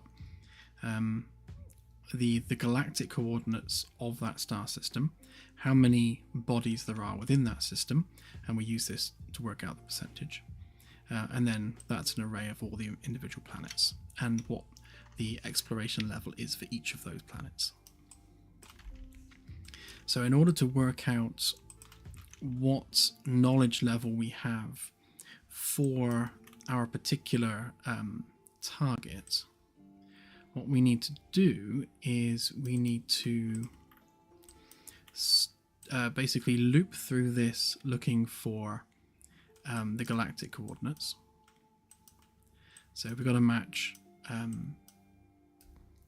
we set that to true.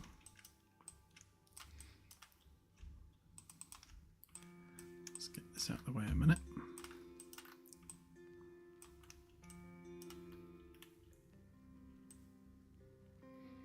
So we break the loop because we found a match. So we then need to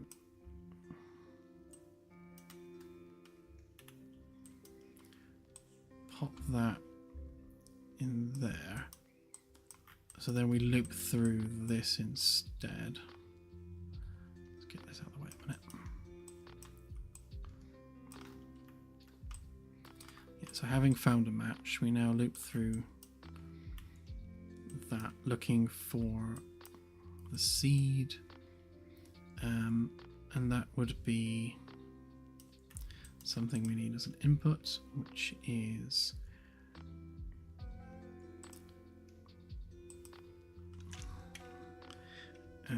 the Nav Target.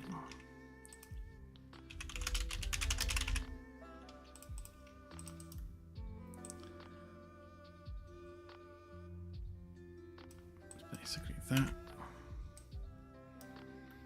So if the seed matches the seed in there, then we have our knowledge level, which would be this. So we want to assign that.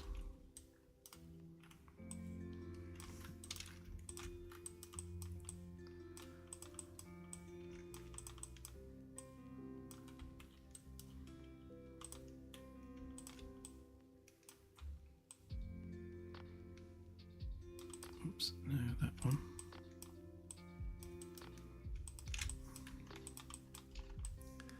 Get myself all muddled. Right, so we're assigning that variable that value, so that when we return that value, we have set it accordingly. Don't need that.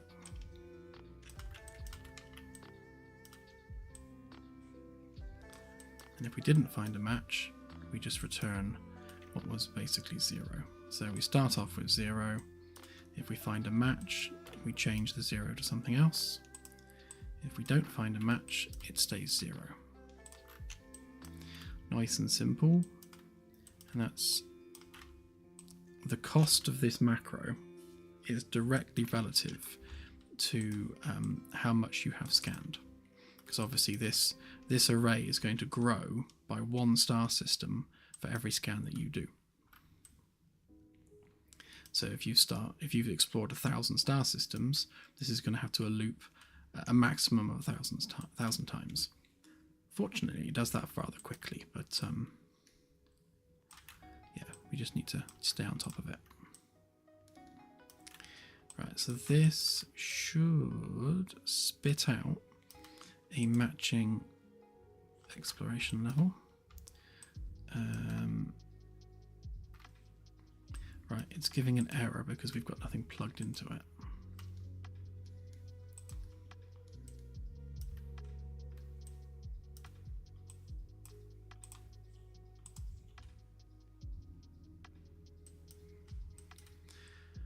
Right, and then finally,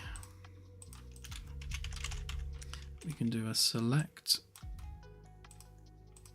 with integer, pop those in there, and then fill out our name field.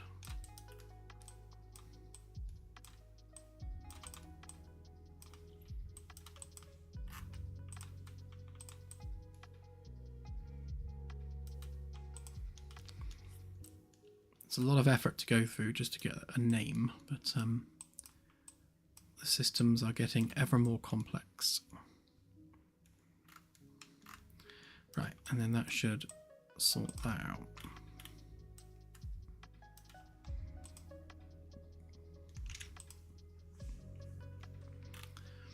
I mean, in an ideal world, I think what we need to do is like update the knowledge level actually on the object details itself. So rather than storing it separately and having to do this massive loop every single time, we do this once when we set the target, and then it's remembered then. So when we actually send this out to end systems like labels in space, they don't need to do any hard work. They're just literally displaying whatever that says. So definitely room for optimization there.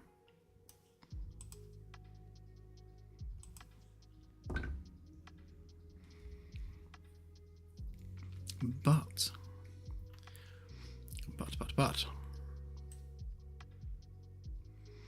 there's a bit more to it than this, because even though we have done this, which will update the UI with the correct details, is it then going to send that out? So let's just give that a quick test a minute.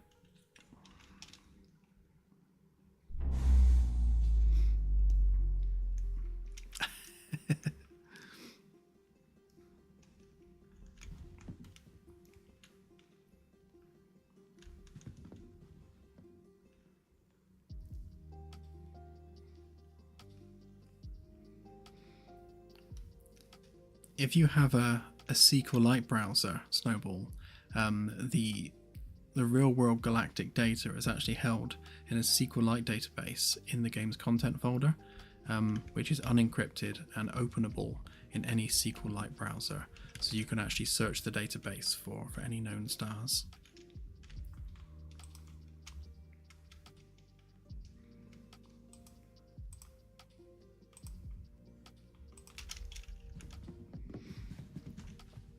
So it says class 1 gas giant on the sensors, and it should also say it on there. Yes, it does.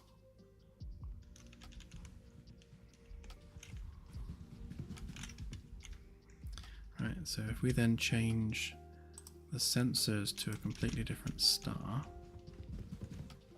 still says class 1 gas giant. Huzzah.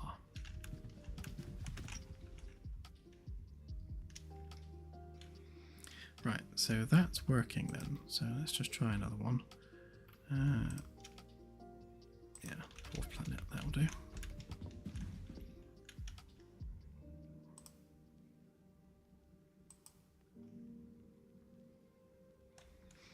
Dwarf planet, there we go.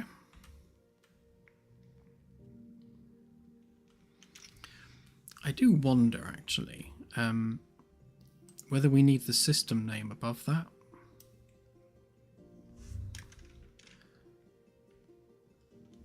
Because I've immediately forgotten what star system that was. Where are we? Oh, Wolf 359. So perhaps that should say Wolf 359 dwarf planet.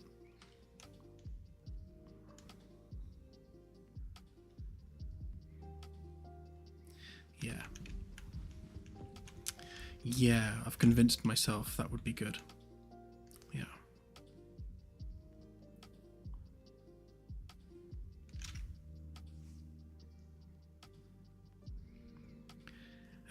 Modding the game is a frequent question, and it really depends on what it is you want to mod. If you want to add star systems, you can do that already. So there's a SQLite file in the game's content folder called modded.db, something like that, and you can just add as many star systems as you want to that database, and they will appear in the game. When it comes to more complex things like whole new starships, well, that's yeah. That's, as Dave said, yeah, good luck with that, because it's huge and complicated. We have no problem with people modding the game. But yeah, the complexities of the starship make it a rather unwieldy task.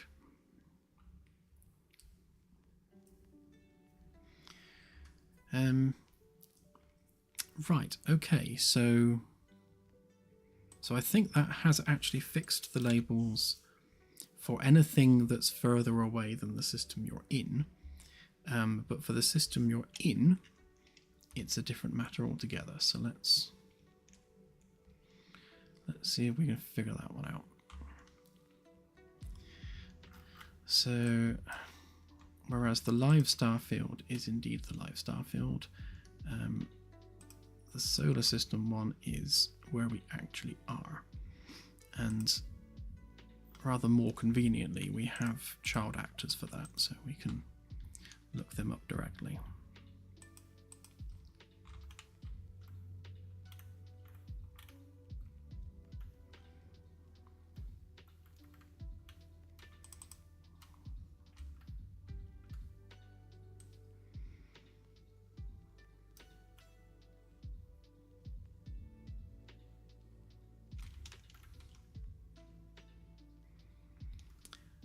so this feels very redundant. The sensors data is what we want to be using.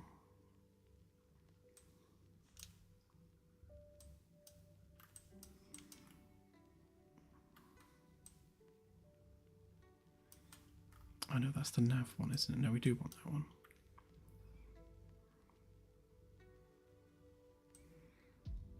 Right, so this one is actually the same global event as this one.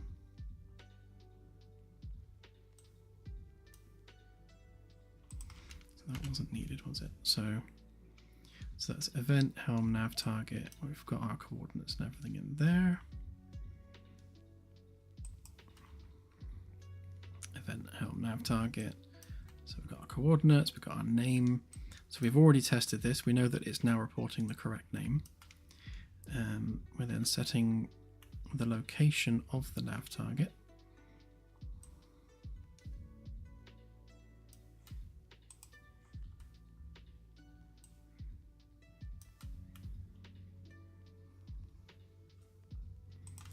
Right, so is this replicated?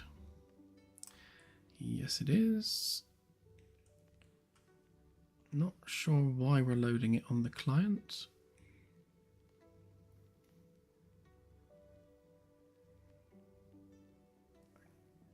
Can't think of why. Yes, I can, because we need to hide the labels when the player's not on the bridge. That's why.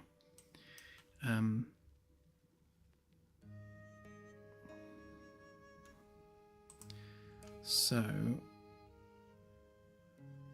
these should be replicated.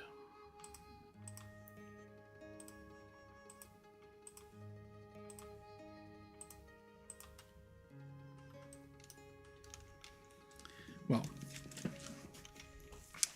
more than that, that should be a rep notify, really, because any newly joining client is not going to have received this event, so that should be a rep notify, and that should be a rep notify.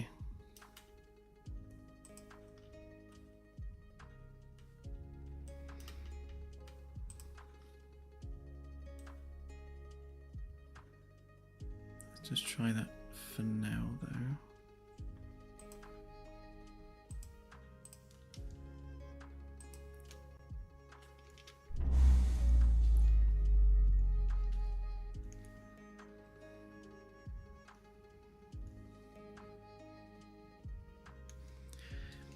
Yeah, so the upcoming demo update is currently live as a pre-release build, as Celtic was just saying there. So yeah, so you just need to go to the betas tab on the demo and select the pre-release build. That's basically a copy of the dev build, so it is current and live and represents the most recent state of the game. So you can check out all the latest stuff. Obviously the caveat being that it is still a bit buggy, and that's what we're fixing at the moment.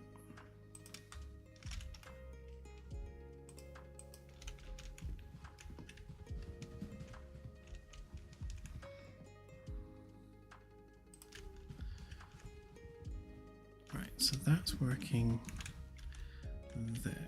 So within the system, let's target Venus. Still says Barnard Star. Let's just target Venus a minute.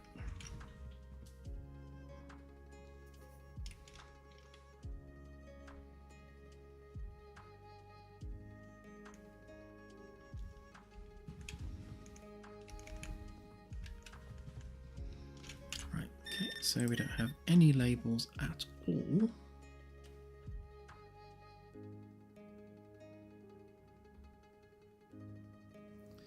Why don't we have any labels?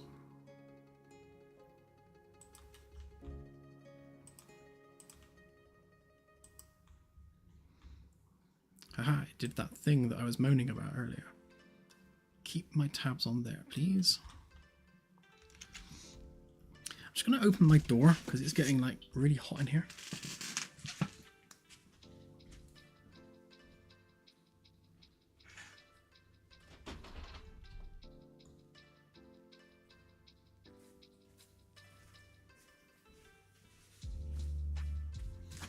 Ah, fresh air. That's better.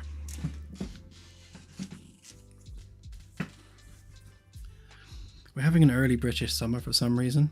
It's like just randomly really, really hot.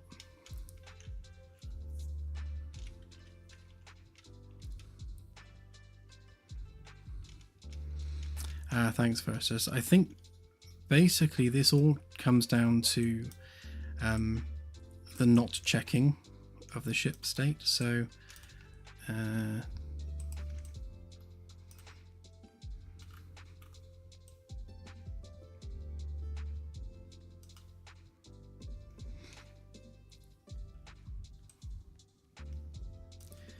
on, just trying to remember what I was doing here now. So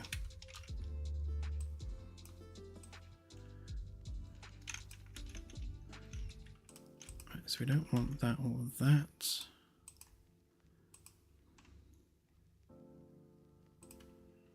Or that.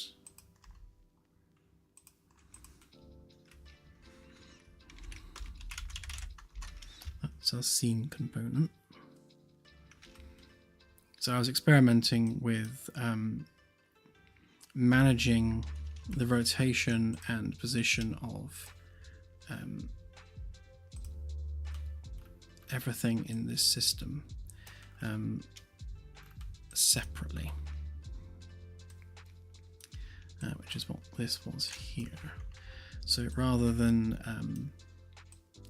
managing it via like a global anchor point, which we have been using, getting each individual actor to manage its own rotation in space, but it didn't like it.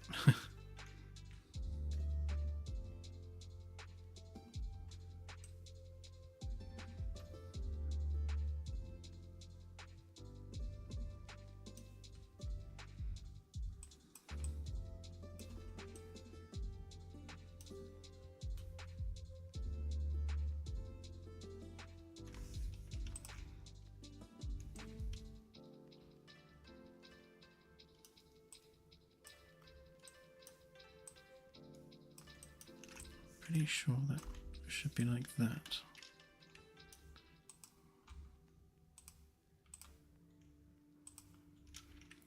Make sure we still have Earth where it should be a minute.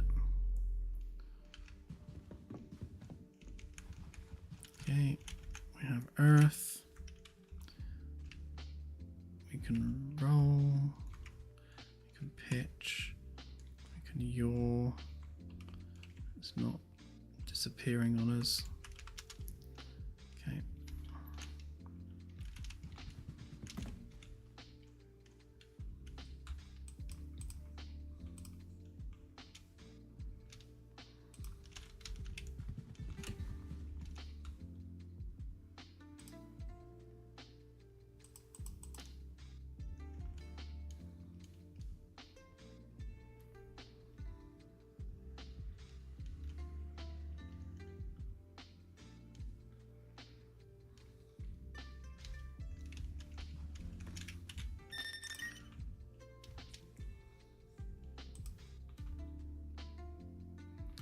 So I assume, because of the change we made recently, it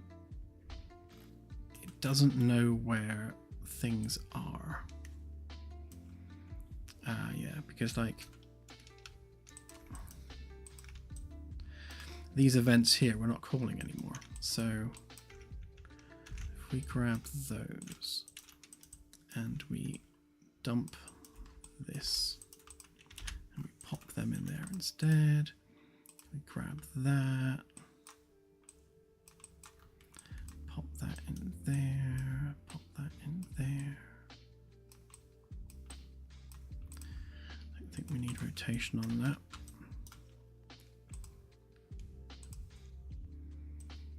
Yeah, so it had lost sight of where the ship actually was.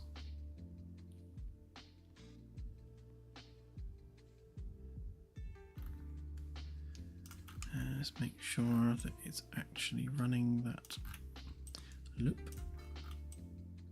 Yep. Don't think we need to be doing it at 30 FPS, but let's try it.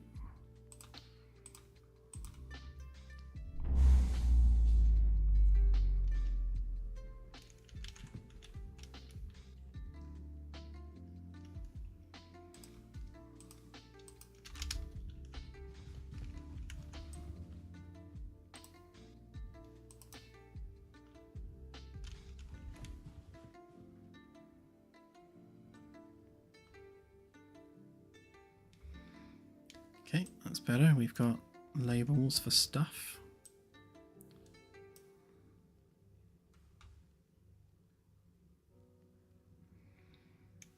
Right, so I think the nav target's working. So if we move sensor target to Jupiter. Yeah, so Jupiter says unknown. Nav target correctly says Venus. So that's good.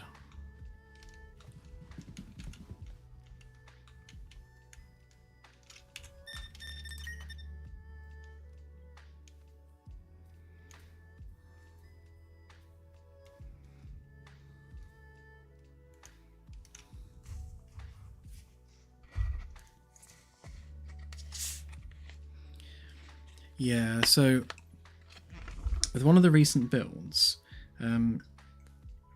because of the way we're tracking the ship location in the galaxy now, it's set the coordinates of the ship at 000, and then it saved the coordinates of the ship at 000. So when you then went to continue game, it thought you were in the middle of the galaxy, and of course it then tried to put the ship there. Thus messing things up. That was fixed a couple of builds ago, so that should no longer happen. But if your save game is stuck to 000, you'll have to either restart a new game or manually teleport the ship to home. If you press the home key to target Earth and then type /ship TP in the chat, then that will teleport you back to Earth.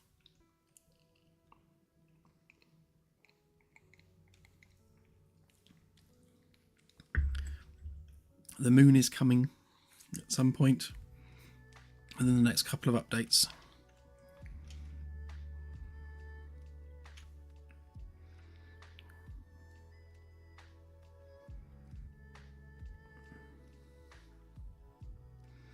Ah, thank you, Festus. Yeah.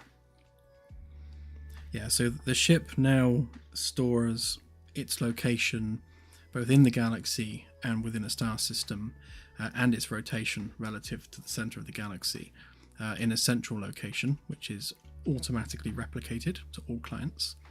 And this is now like a single source of truth that everything accesses. But as you can see from that, there are a couple of things where, like with this, we just had to add this because it was doing this instead, where it was waiting to be told where the ship was rather than checking itself to see where the ship was, which is why that ultimately was failing.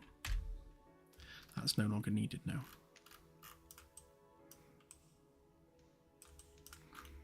So we have basically all the different various systems polling that location, and that doesn't need to be 30 times a second. 10 times a second should be more than enough.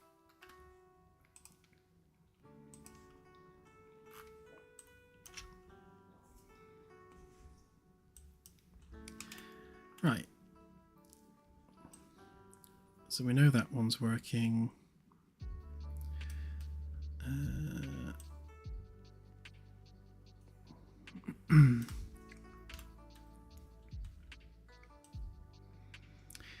So what are we doing here then?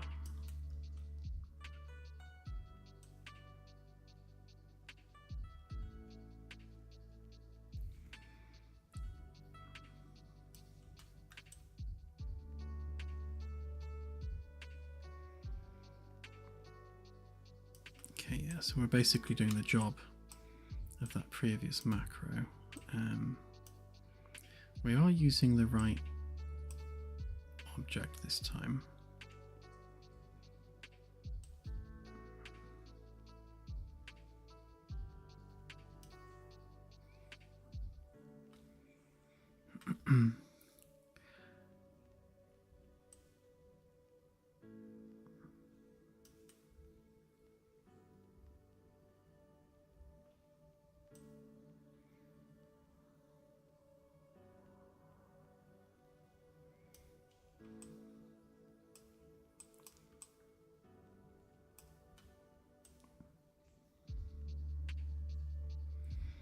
Okay, I can see what we're doing here. We're looping through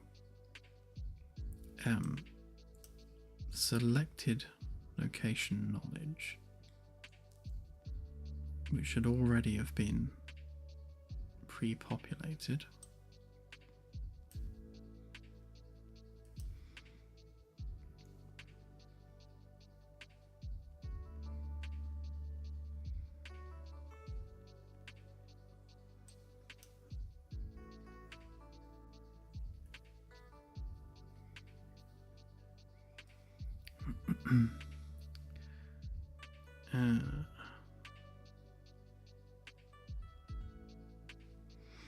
I think where it might be failing is we also have current location knowledge. So we kind of need to do a select on this. So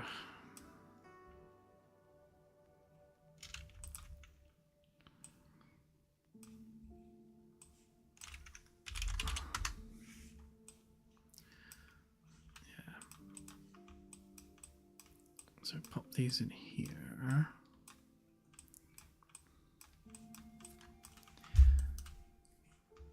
So that's the current one, isn't it?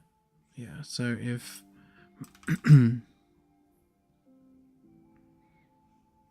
so if our galactic coordinates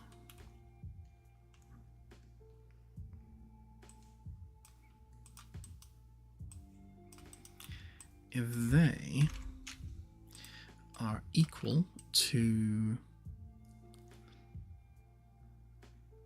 the local the galactic coordinates of this one of our selected object. So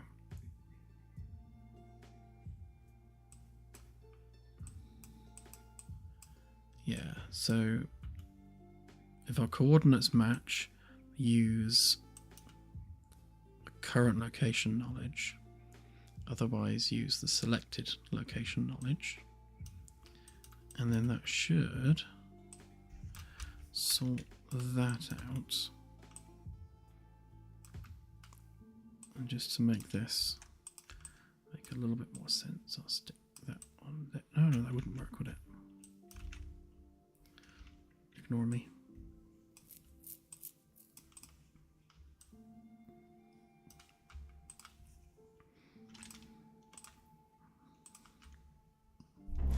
Right, let's test it.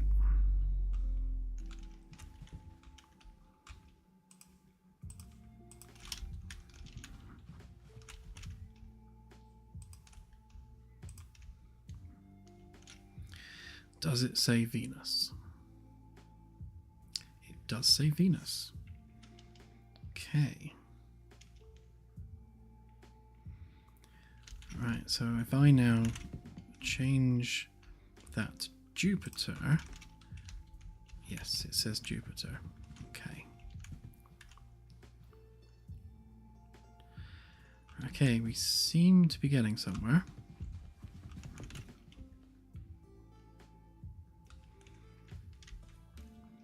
Right then, so let's do more of a test. If we go to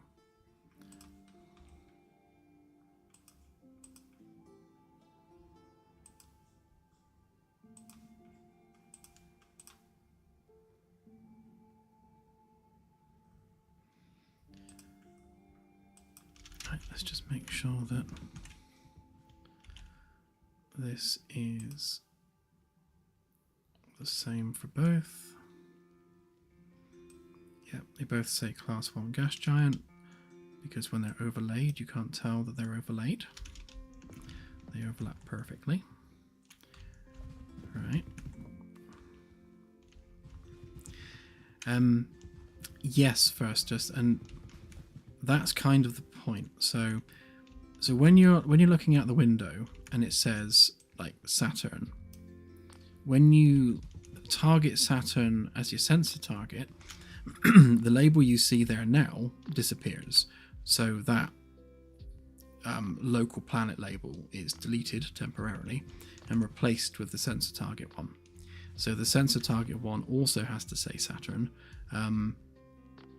rather than nothing, which is what it was saying before, or unknown.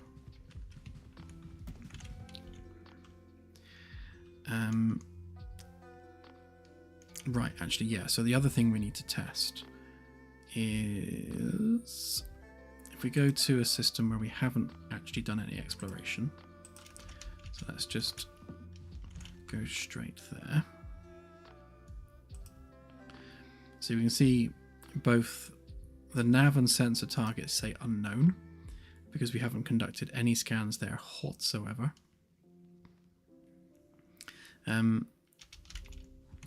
If we do, right, yeah, let's do a scan. Let's Initiating long-range survey. Let's make sure we cover every eventuality here. So once that's complete, that should update.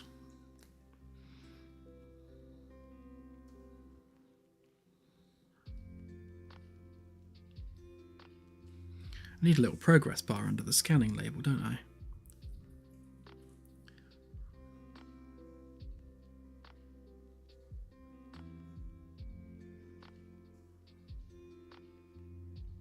Okay, so right, so I guess as expected,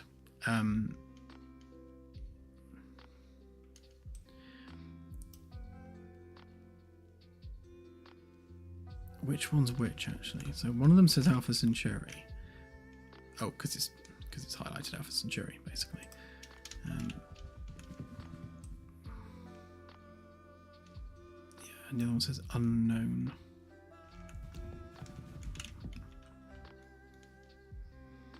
So is it the nav one that says unknown? Yes, it is. Okay.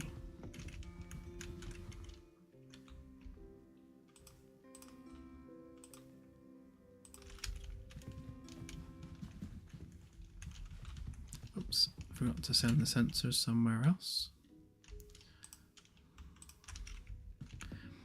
Right, so I'm expecting when I hit use sensor target, I'm expecting that to update to say something other than unknown. Okay, so right, so what's happening then is it is updating, so all the data's there, it's just not forcing it to update on here. So what we need to do is on here, when the sensors data updates, we need this to update as well. So this helm nav target event, right, where is that coming from? Let's find out what's calling that a sec. Easiest way is to look at its reference chain. Lots of stuff typically.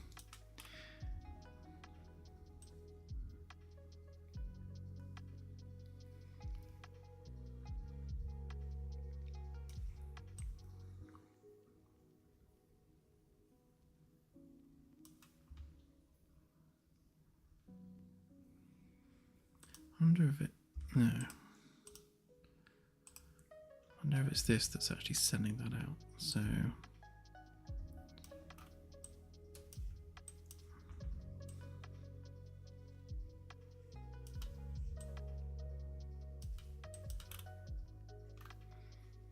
No, so that one's reading it. What is sending it?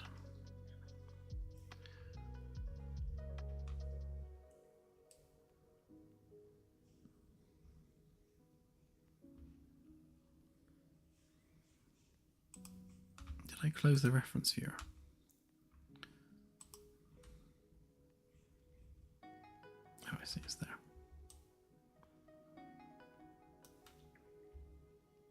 It must be this one then.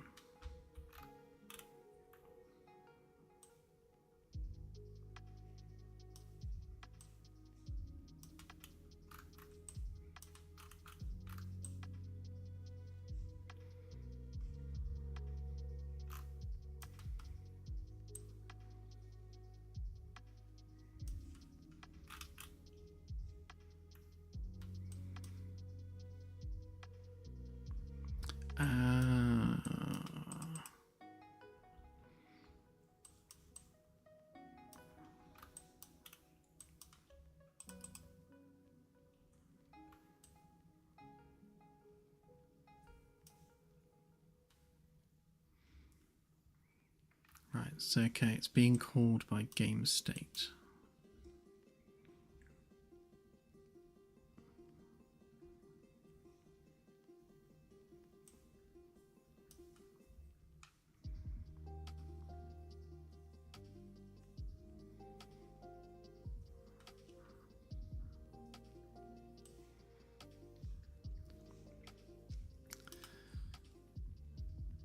So I suppose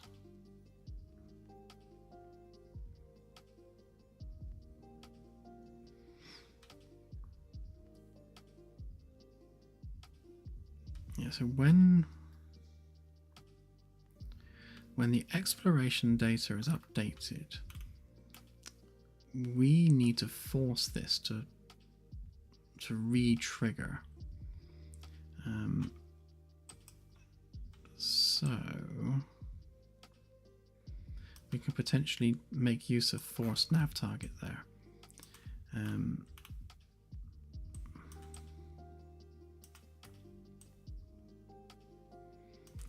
Yeah, so if we quite literally just force nav target off the back of this updating, that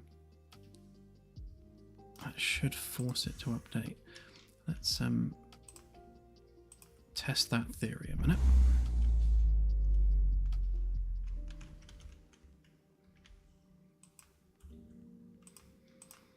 So we'll pick Sirius, we'll pick a planet, send it to the helm.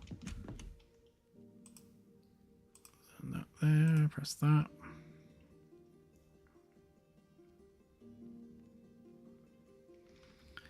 Right, so right now it says unknown. So if we just Initiating long-range survey. So it will continue to say unknown for a minute. Wait for that to finish.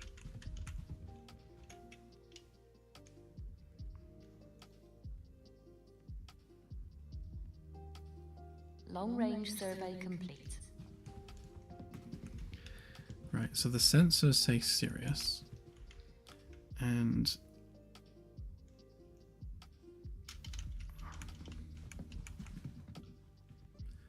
so if I just click that, yeah, it now says gas giant. Because right, yeah, because it will automatically always target the central star following a survey, which means that they're going to say two different things. Now, having it say two different things is normal, but it should definitely still do that.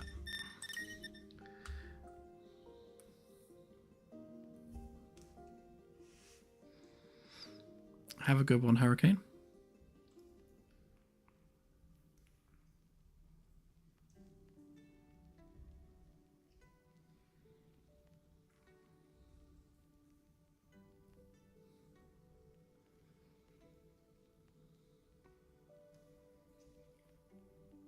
Thank you, Airix. It means a lot. Yeah, we're certainly putting the hours in, I can tell you that much.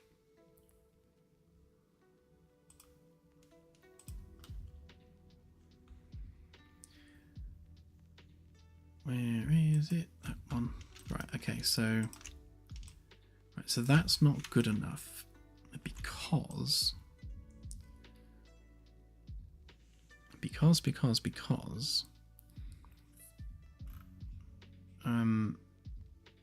we're missing the step where we populate the text field. So yeah, we're just sending it out as is. We're not sending it out like this. So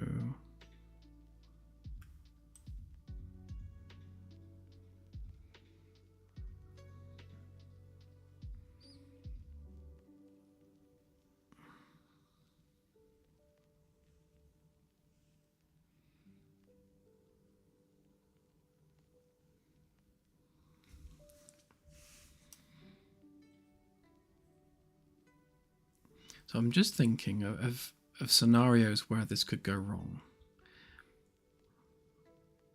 So when the sensors update their target, the helm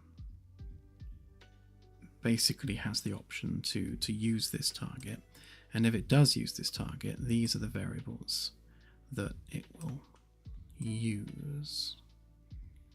Now these are the same variables that we're sending at this point, so all we actually need to do is just resend those but updated. So what we actually need to do is create a custom event here.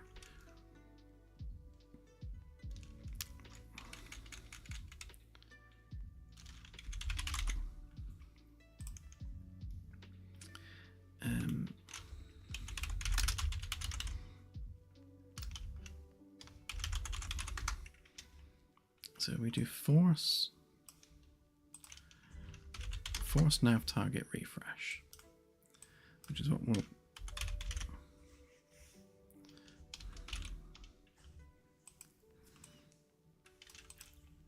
trigger that there, which will basically do the same as this.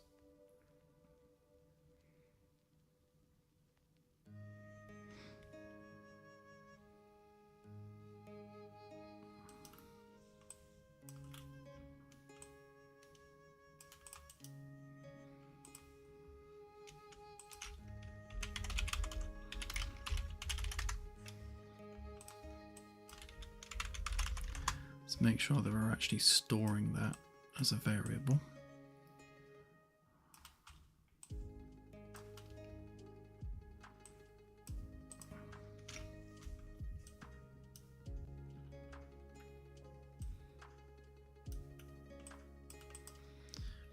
Yeah, so that gets stored there, and then we can reaccess that when we force it. So basically that just refreshes all of that data. Now obviously we're not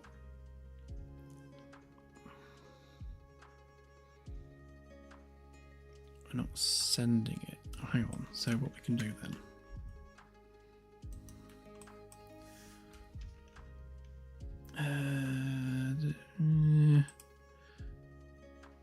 because if I do something like this,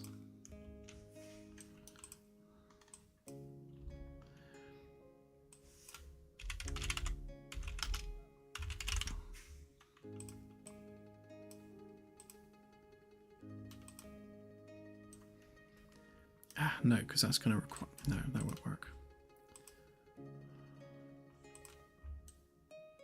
So yeah, so we do need a custom event here, and then that needs a boolean.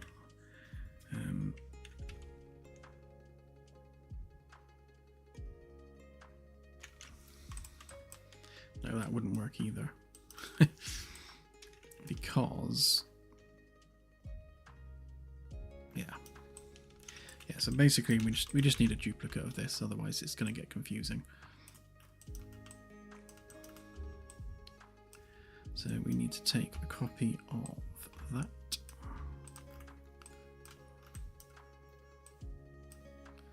we'll use our stored version rather than our live version there. And we'll do refresh nav target. And then that would be refresh nav target. And at the end of it, we need to force nav target. So go through that, and then we force nav target. Let's try typing that again. Force nav target. Right. I was hoping I could tack this on the end with a branch, but it's going to interfere with how this operates if I do that. So we'll just store the variable, reference it later. So whenever the exploration data updates, we are forcing basically it to rebroadcast that data, which we've just re-updated, and update the UI there.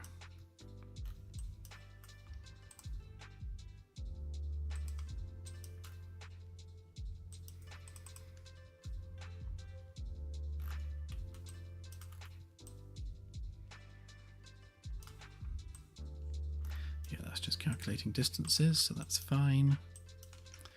Right, let's give that a try.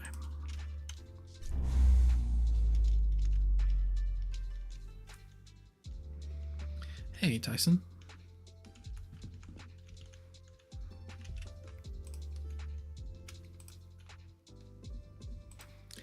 Right, next one.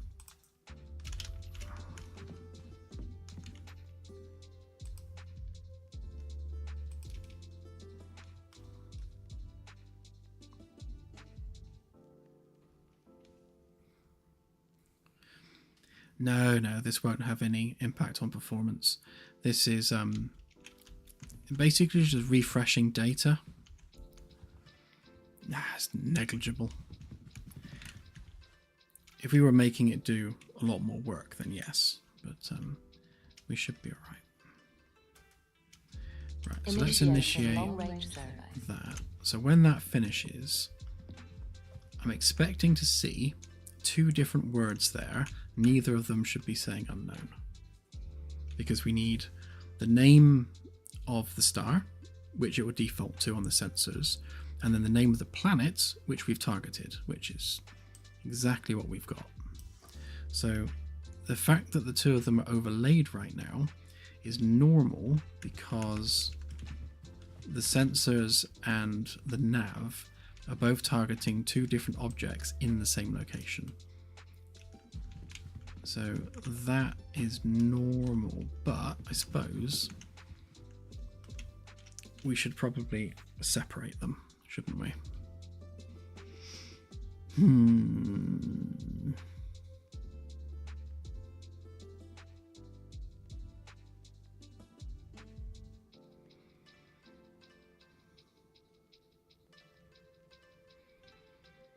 I'll have a think about how best to arrange that.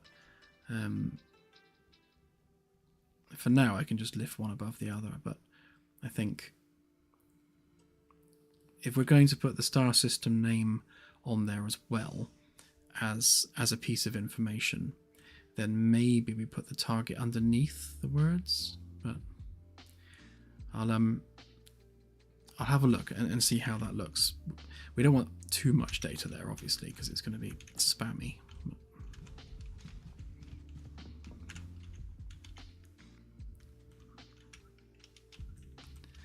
Yeah, it's amazing what you can get done with blueprints, to be honest. Right, so if we select that gas giant, then it says gas giant on the sensors, and it still says terrestrial planet, because that's the previous thing we had sent to the nav. If we update, it should both be now going to the gas giant, which is normal.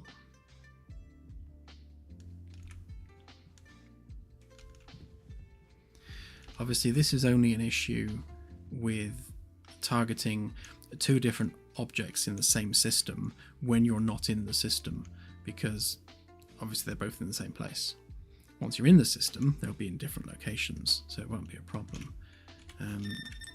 So I suppose on that note, are we referencing the same actor? I think we are, to be fair, so it probably would mess it up.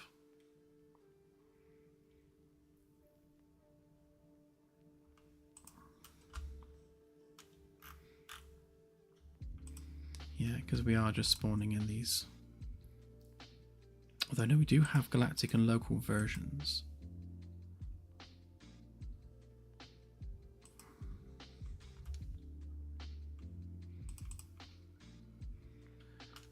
Aha. This could be useful. Right, so if we grab that colour and we whack that in there, that means we get the orange name for the Nav Target. Now if we do the same thing for sensors,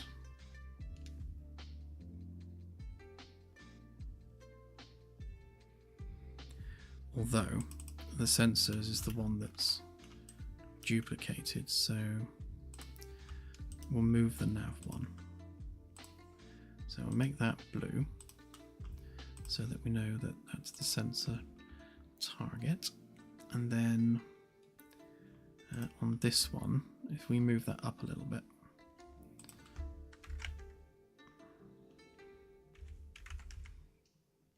don't know whether that's going to be high enough, but we'll try it. Let's see.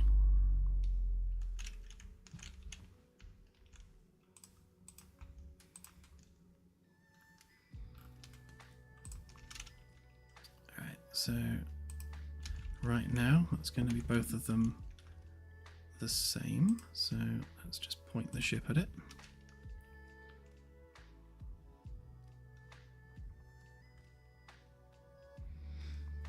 Yeah, so that needs to be much lower down.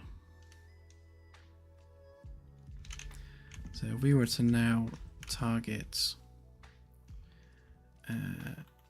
sensors at something else, like, I don't know, dwarf planet, it now makes a little bit more sense. I suppose the other thing I could do is maybe do them up on a diagonal, like a connecting line. I could probably do that.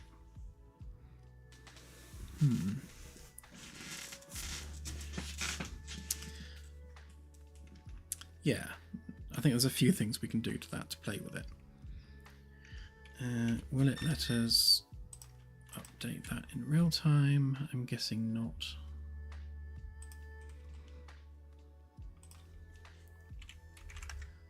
Ooh, maybe it will.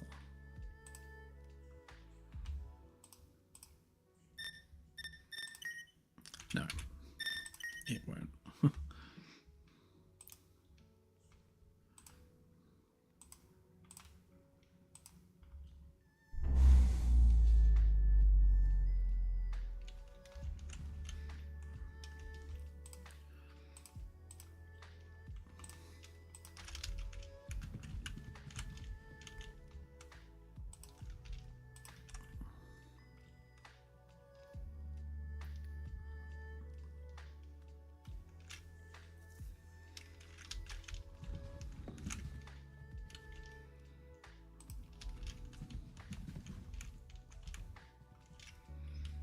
I shall move it up a smudge.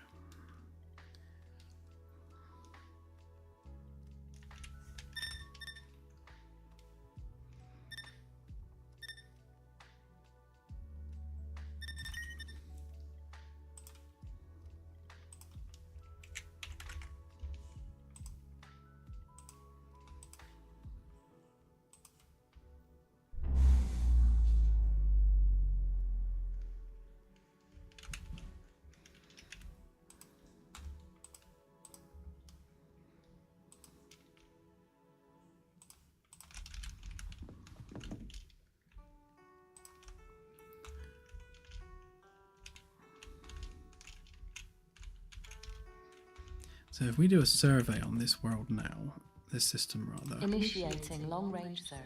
Yeah, we should see that changing as it goes through.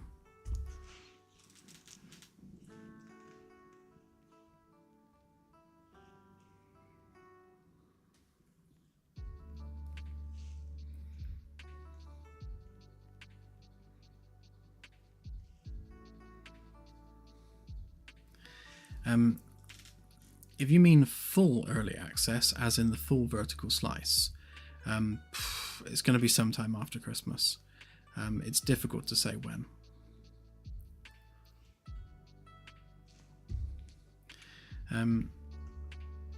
Kind of de facto early access, one could argue we're already in early access, because like our live development builds are available to the public. Like backers have access to development builds usually twice a week. So, you know, technically we are already in early access, but for us, the term early access we're using as the transition into like proper alpha. So right now we are pre-alpha, and for me, early access represents, right, now we're alpha. There's enough in the game, there's enough of a vertical slice to say, right, this is in an alpha state. At that point, we will declare early access, get rid of the demo, and just put it on Steam early access. But we're not going to do that until like the ship itself is practically finished, interior and outside as well, that we have like all of the advertised gameplay implemented to at least a basic level, and all the players' roles are kind of, you know, at least have something to do.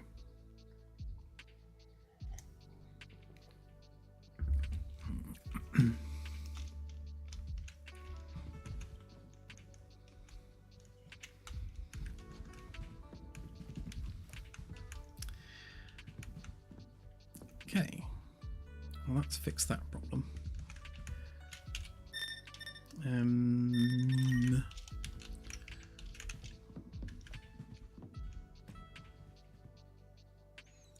So the one thing we haven't tested is actually doing a scan from within an unscanned system. So if we teleport our way over there.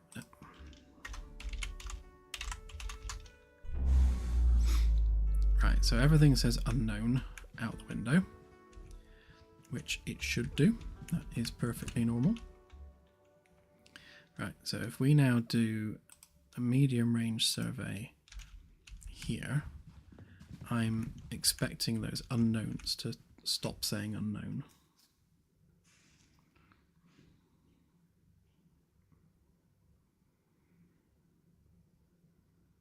Yeah.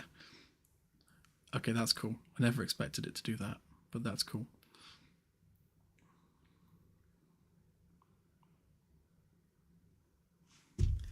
Right, I'm assuming that's finished.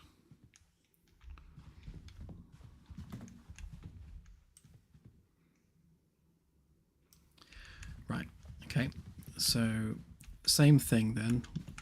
We need to force it to refresh as we're going through, and it would be nice if it updated those like literally as we went through them.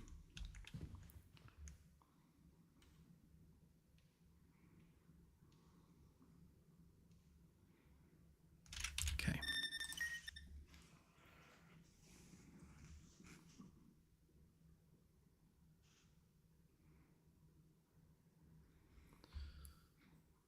Yeah, we're fairly locked in now on where everything's going to be on the ship, and what each room's going to be used for, and even down to the point of, you know, what gameplay is going to take place in that room. We just need to, you know, actually build those rooms, flesh them out, make them look nicer, make the corridor rings look not quite so generic.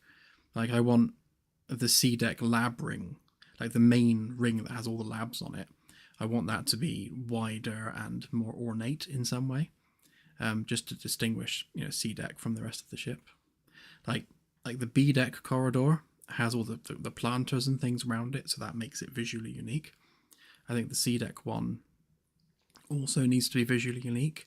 Like ring 1 is just ring 1. Ring 2 will have like a more sciencey theme to it, with maybe some science objects dotted around. Ring 3 on C deck has got all the external windows anyway, so that's quite cool. And then D and E are just like, it's going to be unique stuff everywhere across those two decks. And then below that, it's engineering.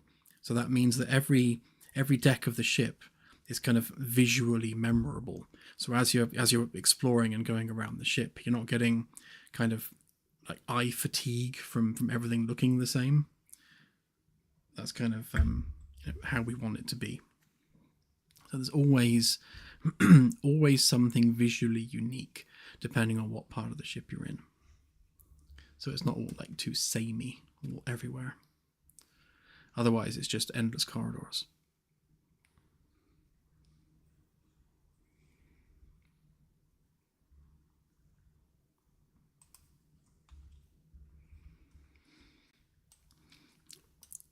The hangar spans D and E at the back.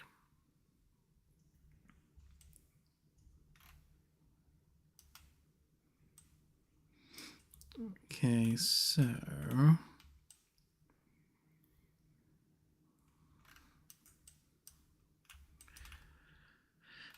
location, labels, here we are.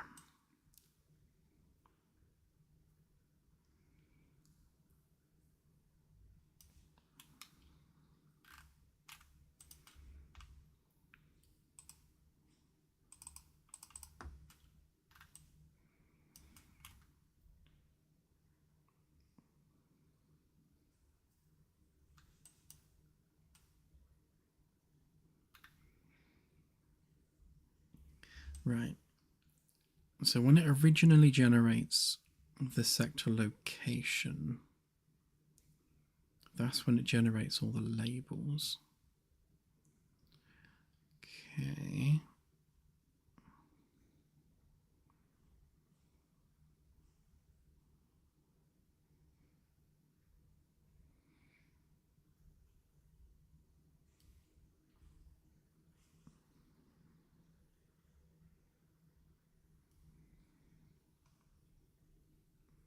So we need to do something similar over here.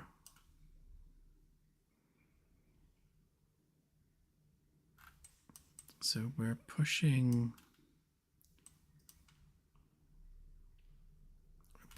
that through.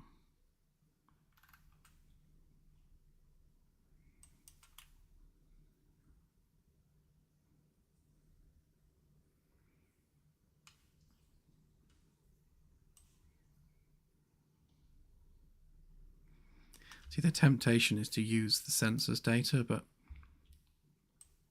this is more ground truth than the sensors data, because this is coming directly from the Galaxy Gen. But we're not storing it, so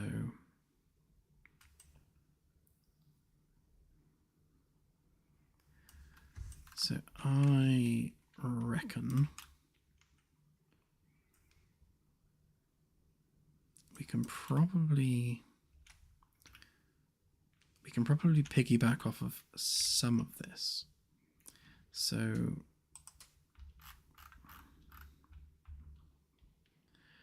we've got the selected sector location knowledge. If we actually no current location knowledge, if we promote that to a variable, and not just that but a replicated variable, then that gives us the knowledge of the sector we're in immediately whenever the sensors update.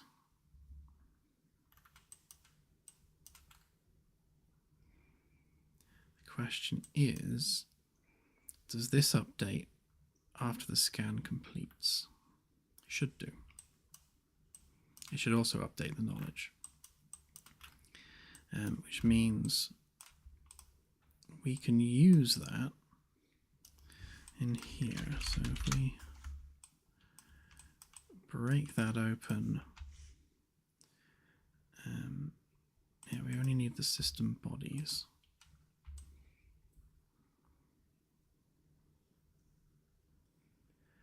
Right, so we destroy all of our labels when we're recreating new ones, but these ones we just need to update them. So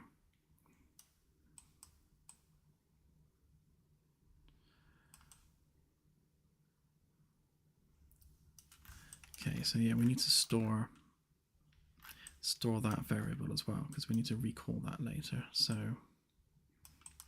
if we promote that one to a variable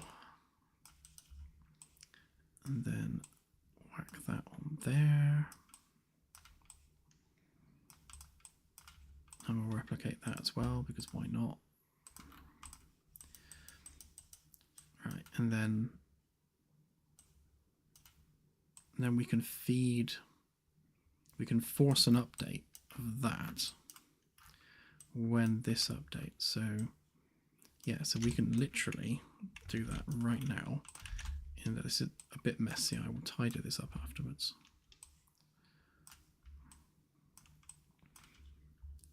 So when the census data is updated, we'll grab the current knowledge of where we are. That's basically all the scan data. And we will then regenerate the labels with the sector location that we're in, which we've already stored here, which basically takes us down here. So that deletes all the labels and then recreates them with their new data. So that means we then have to re-jump through the hoops of identifying the actual data.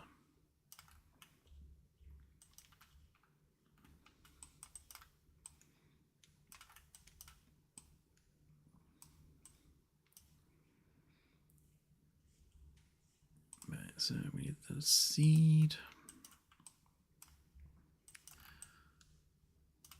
May as well just borrow this.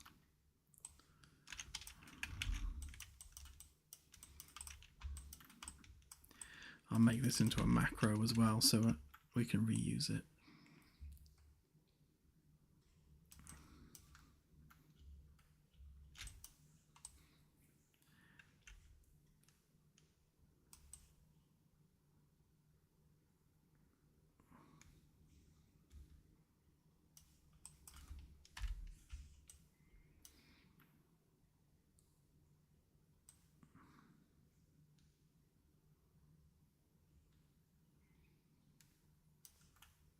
Yeah, I'm going to promote that to a variable as well. This one doesn't need to be replicated though.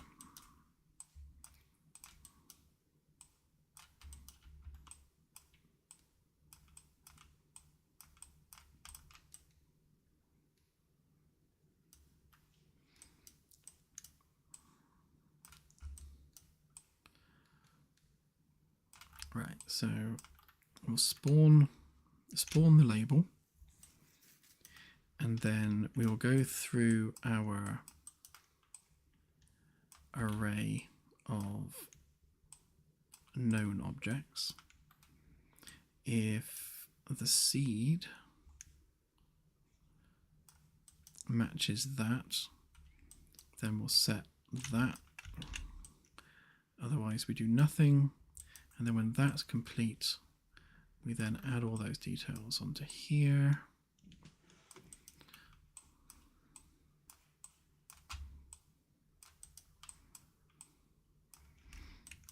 Which means we don't, oh yes, we do need that. We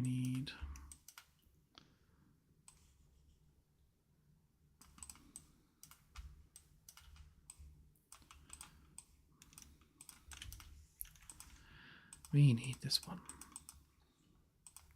not that one.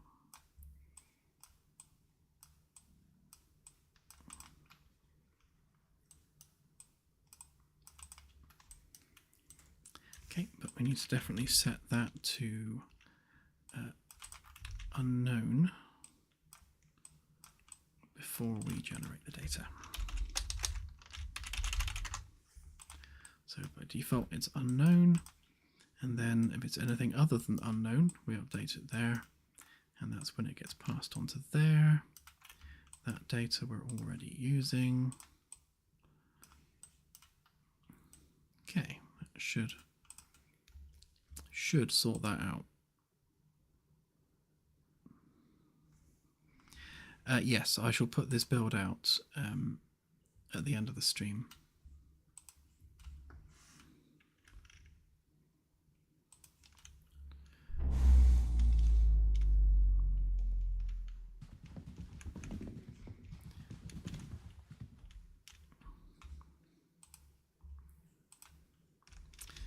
It did that thing where it's loaded nothing.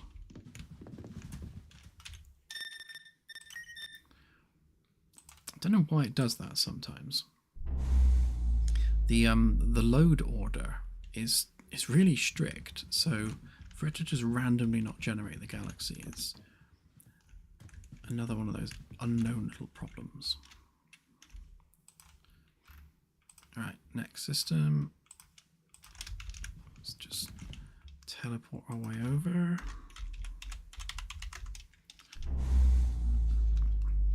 Okay, we're now in that system. Right. Let's position the ship so that we can see a bunch of labels. Which I'm guessing would be over there.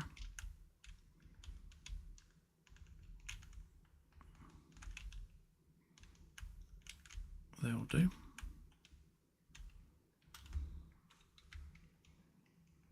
I think I'm not quite aligned with the system plane. There we go. Right, a bunch of unknowns. Oh, and even more unknowns. Lots of unknowns.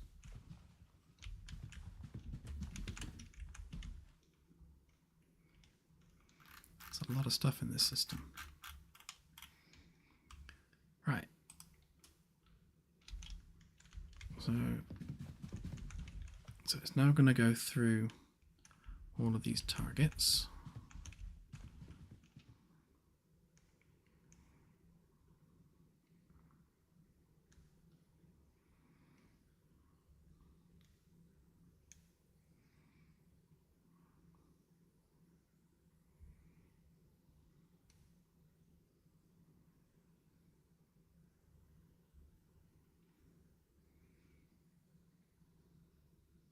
Ha!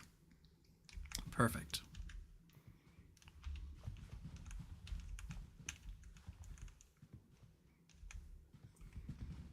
And they all updated all at once, all nicely.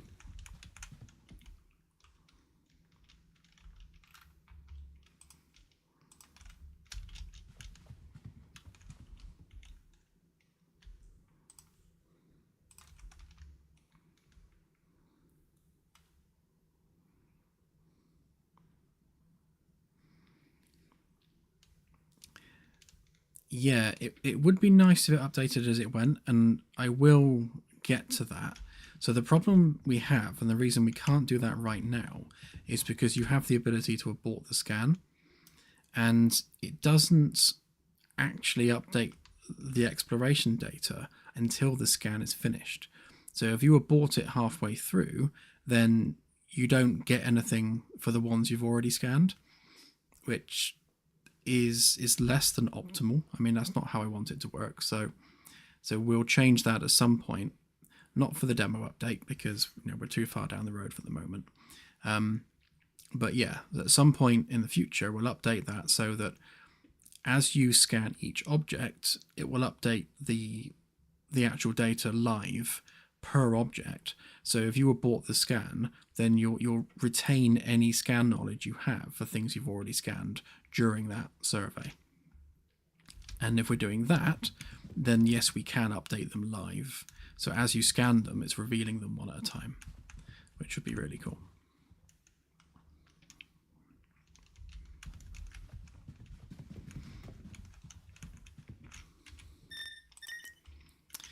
Right, so now that we've got that all working, let's watch it hilariously fall on its face when I add another client to the mix.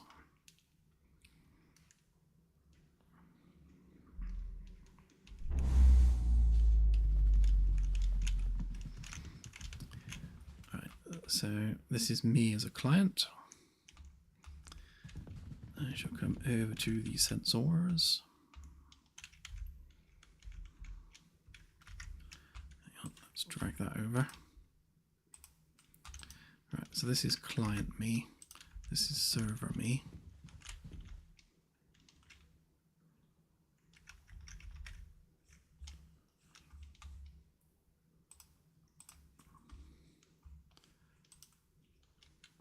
Okay, censors me. Of course. So yeah, because I'm playing as 2 clients on one machine, it can't load any of the real world stellar data. I'm assuming that that is there for the server. Yeah, so the server can see it. Right, so let's go somewhere where we don't have any real world data.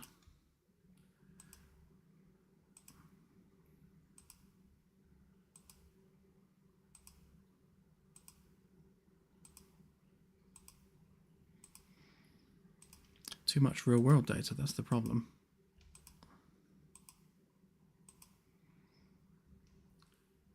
I think that extends out to like 2,000 light years or something.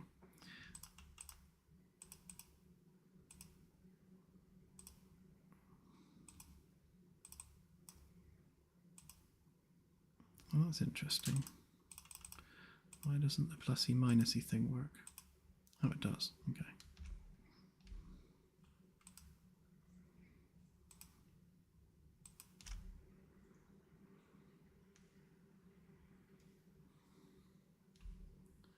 Really? Still real world data?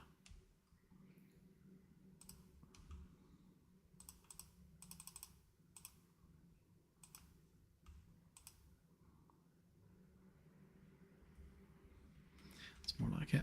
Right, so let's go there.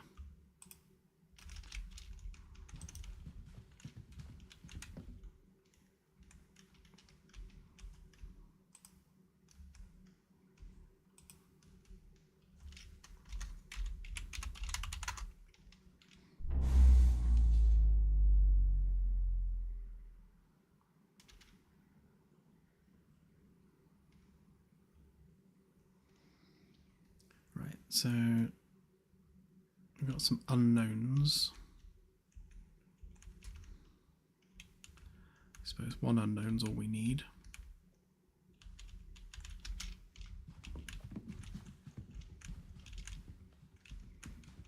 Right, so I'm seeing it as unknown. I'm assuming the client doesn't see anything at all, which is, I think, an ongoing problem that we had.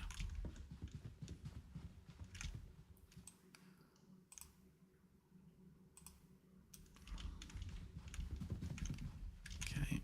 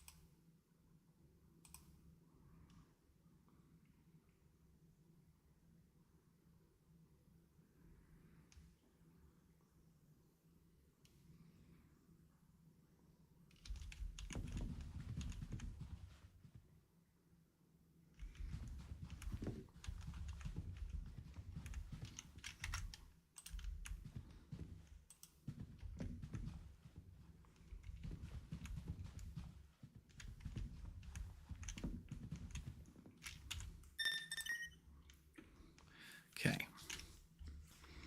So labels not visible on client. Why, oh why?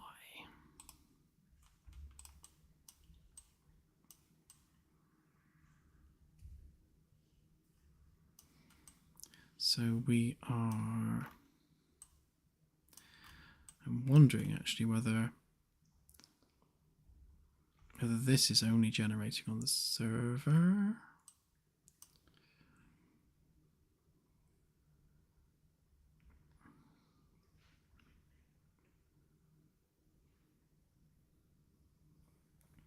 Yes, CSI, exactly. All good, thank you, Shaggy. Just going through some rapid bug fixing at the moment. We've fixed something like 25 bugs in 2 days, so it's not too bad. Did Unreal Engine 5 make some things possible that were not possible before? yes, 64-bit world coordinates was the biggest one. Without large world coordinates, we couldn't do what we do at the scale that we do it at. So that was impossible before UE5. We did have a less than good solution with UE4 that made the galactic sectors a lot smaller. But with UE5, we can just one-to-one scale everything, which is perfect. I can't think of anything else, though, that UE5 has specifically enabled. I guess Nanite has probably enabled us to go wild with object count. But no, that aside, I think it's mostly the 64-bit world coordinates, which has really done us a solid.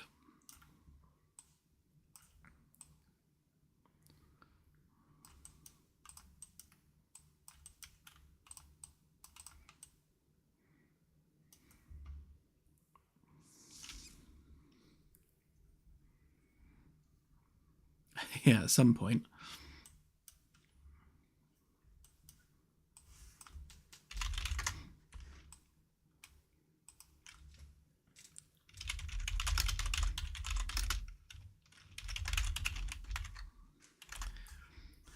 I'm going to leave that spelt wrong on purpose.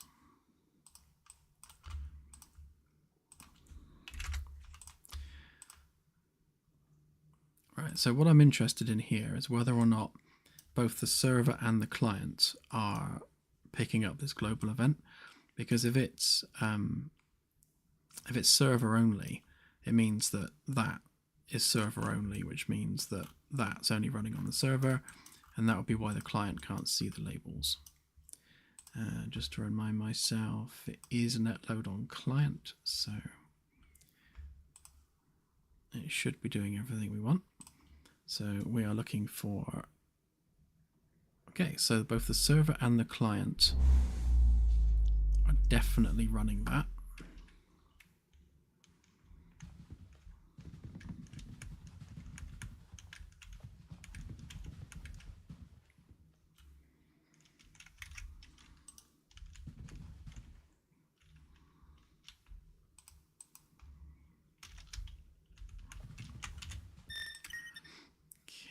Okay.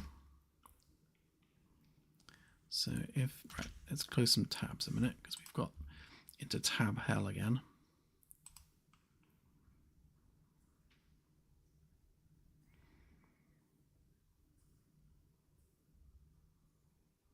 Actually, to see whether or not that the live star field was also drawing labels for the client, because I have a suspicion it wasn't.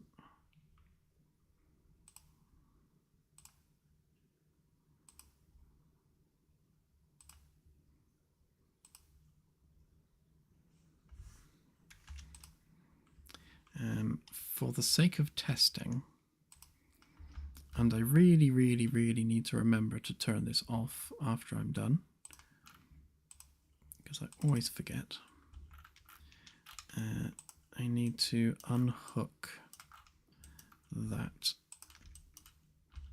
to stop it trying to load the real world data. I suppose that as well.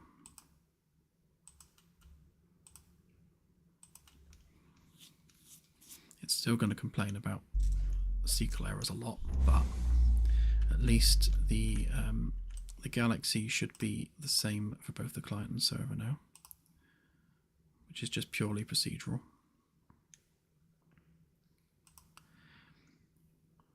Right, so if we target that, can't see the pointer there. Okay, we do that.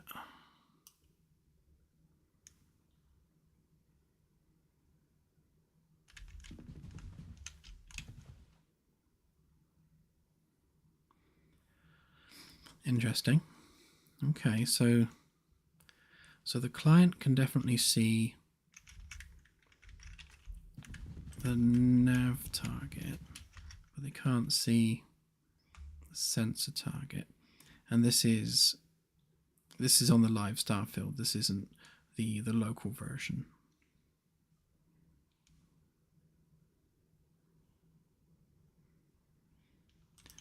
Assuming that we're not in that system.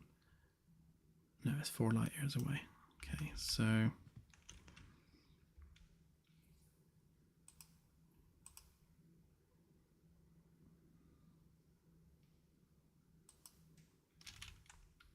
Initiating long-range survey. right, so if I do that, does that change from unknown for the client?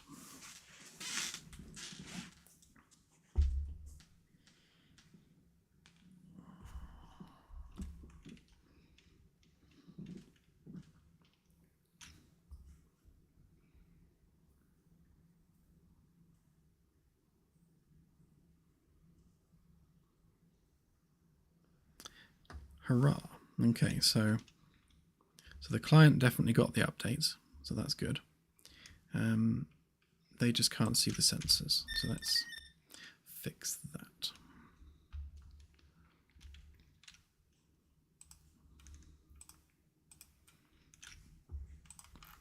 But why can't they see the sensors?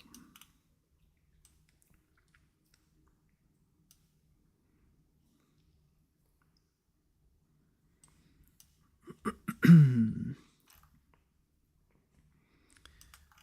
don't think I'm... No, I'm not running that on the server only.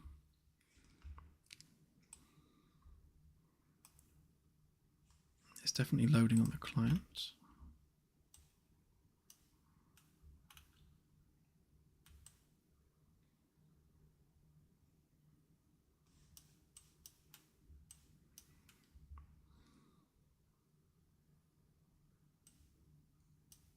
Haha, I see what you did there.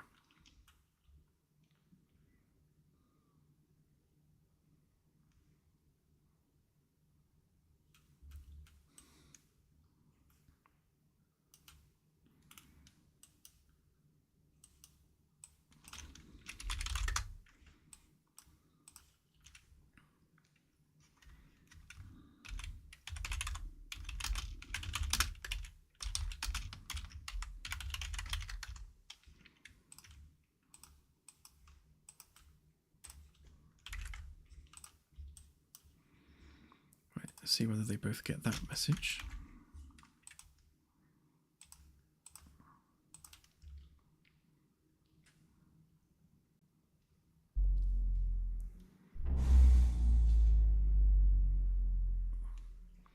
No, I think is the answer.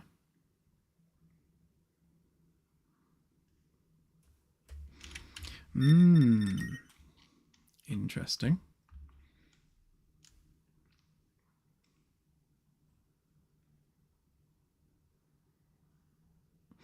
Interesting because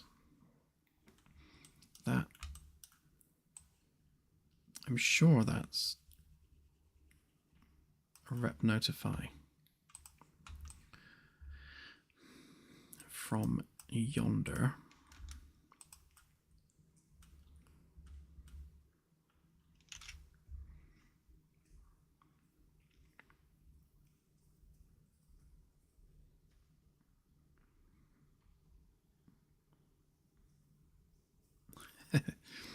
Yeah, the NPCs can be a bit creepy.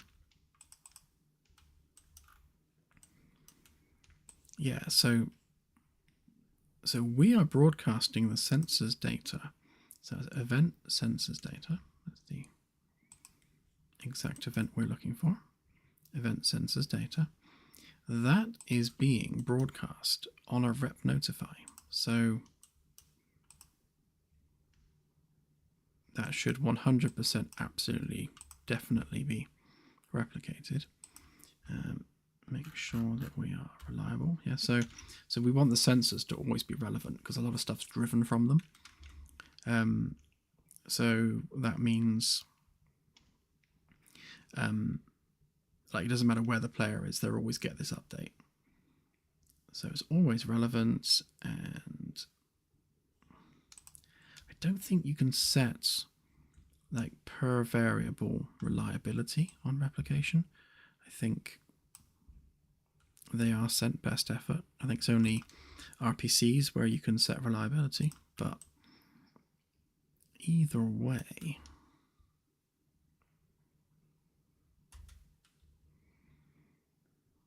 although we could do that, couldn't we?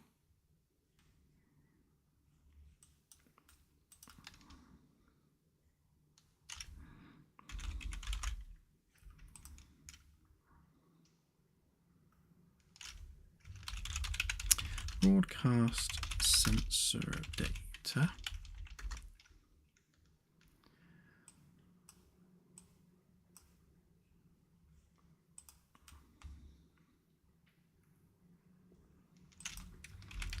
Sensors data. And that is. No, give me the name of the struct, please. Struct sensors data.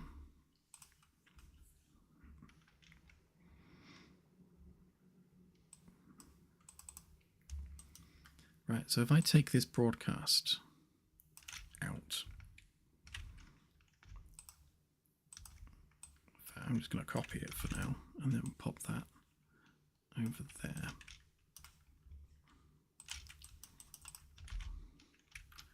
Stick that in my very crowded graph.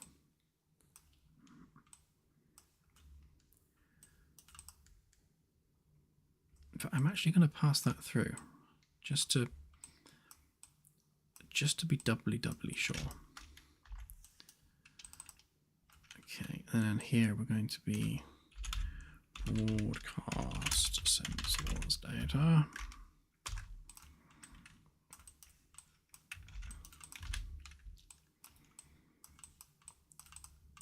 Okay, so we're going to run that event, and then if we make that a multicast, and make it reliable. Now, this is already server authoritative because we're doing a set notify, so that should also be server authoritative.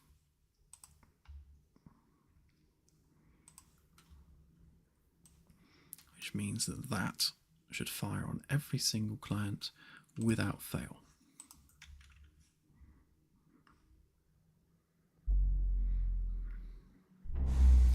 Which of course it's not.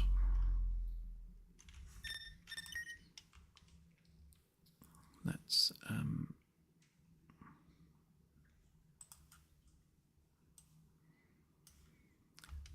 oh, Unreal, why do you do this to me? Right, let's see whether it did. I think hello will do.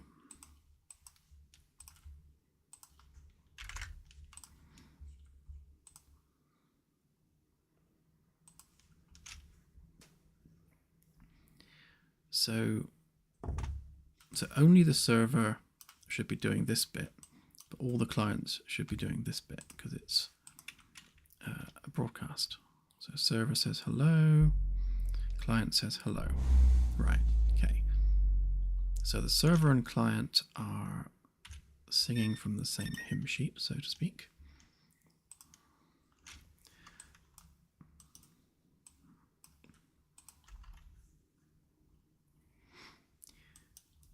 Okay, and then they're calling the global event. It definitely is event sensors data.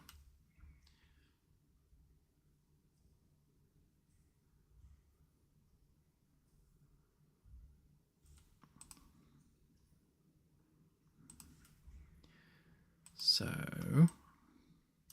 event sensors data. Why is only the server doing it?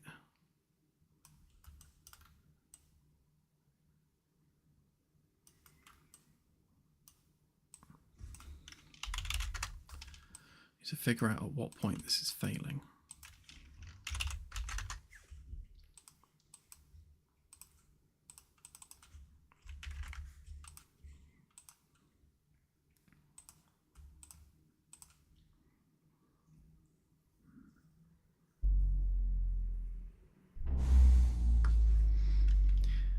Right, so I saw both the client and the server then.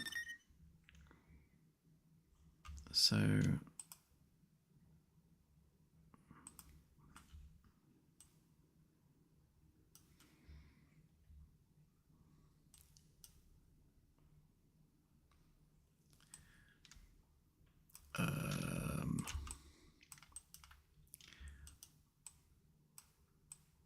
is it failing the cast on the client, maybe? Be weird if it did.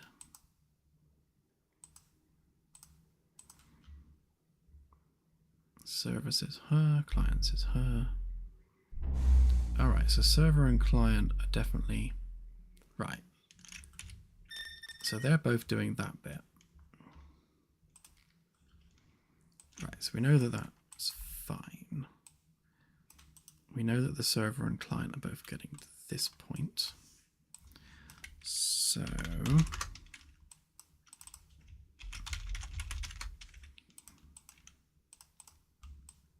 So yay, success.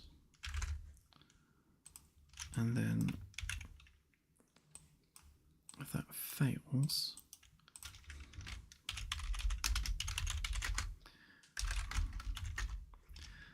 and then we call a failure event.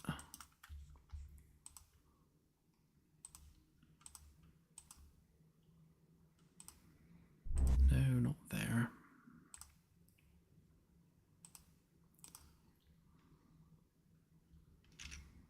Okay, so the server field, right, yeah, so the server is succeeding on the cast and the client is not.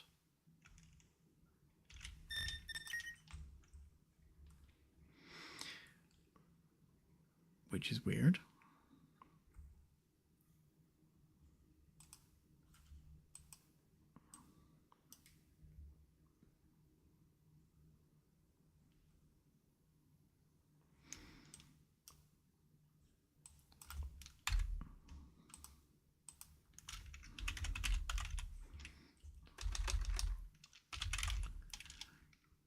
Right, so event sensors data.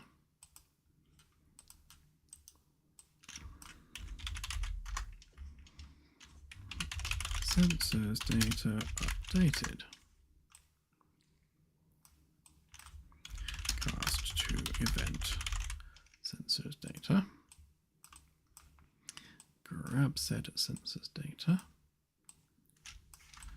And try again.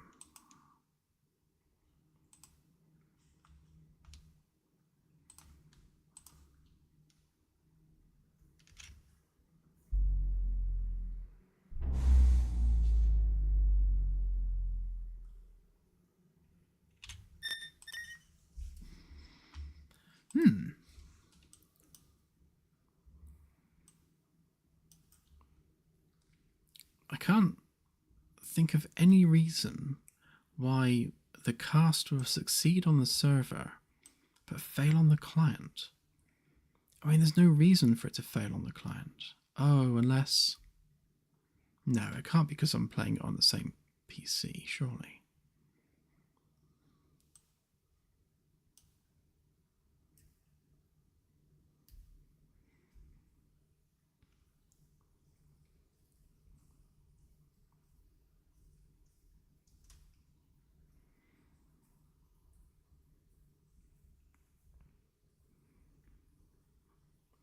Yeah, we've joked quite a few times about having like hide and seek on the ship, especially once the ship is like fully fleshed out and all the rooms are all decorated and everything, and there's like cupboards to hide in and cabinets to hide behind. I think hide and seek on that ship would be like hide and seek hard level.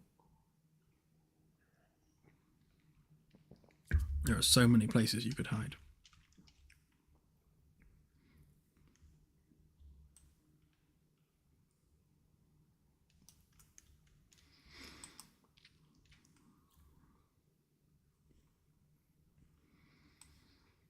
Okay, so given that the client, for reasons unknown, is failing to cast to this when the server can, if we were to make this a rep notify, so that only the server's doing it anyway, then we would have to move all of this logic into the rep notify. So if we were to take all of that and hope there's nothing going on with it that can't be pasted. Looks like we're good.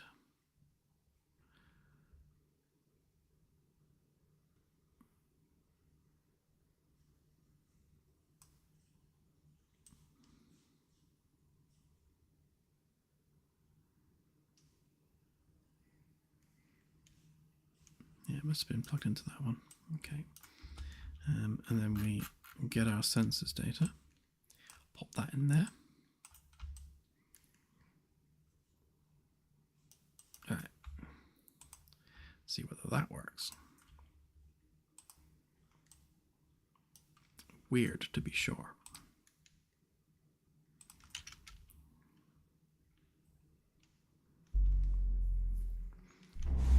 Yeah, can you imagine if they were like hiding in the bathroom of someone's crew quarters? Like, you would literally never find them.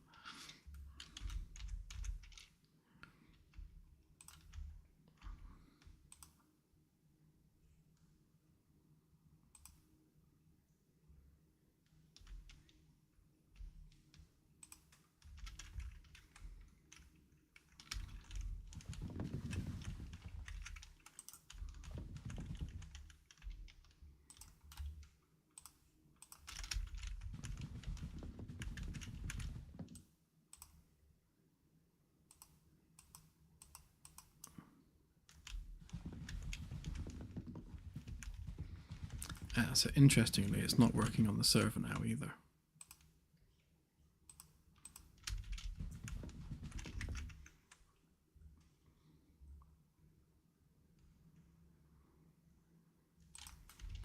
Right, isn't that a known?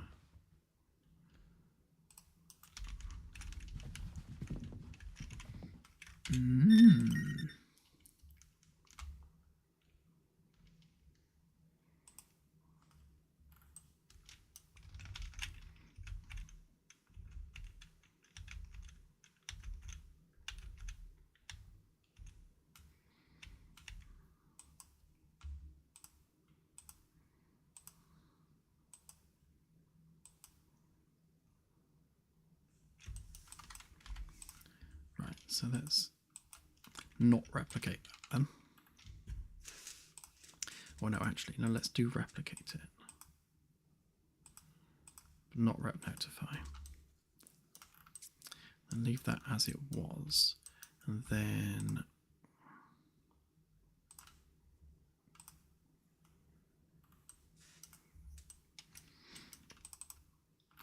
let's pop that back on there.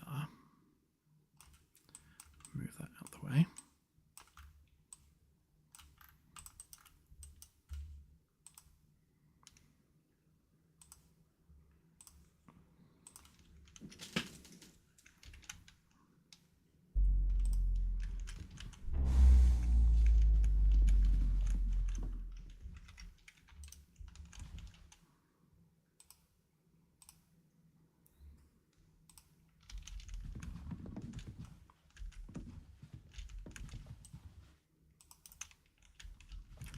So this says M class star, and that says M class star, but we don't have the label, which is back to where we were.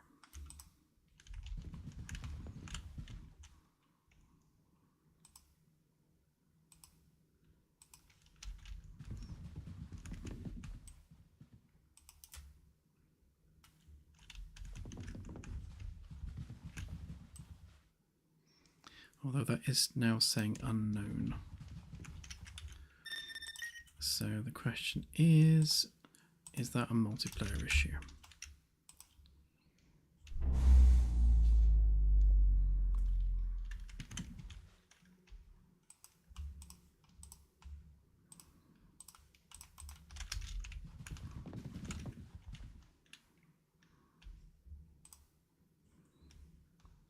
Okay, no, that's definitely a multiplayer issue. Okay.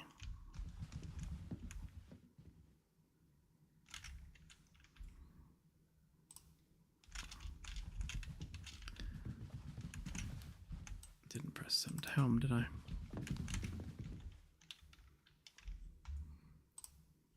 Yeah.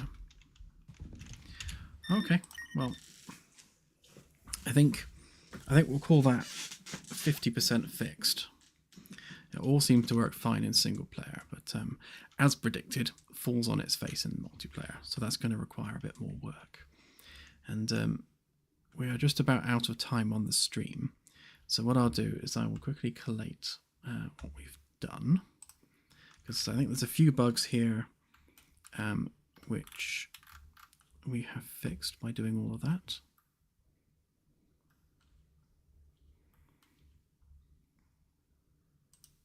So that one,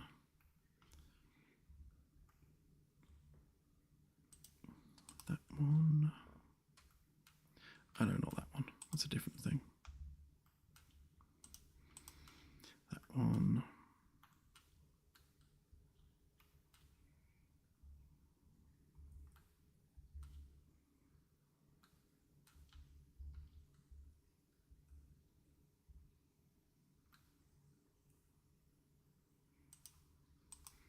maybe that one.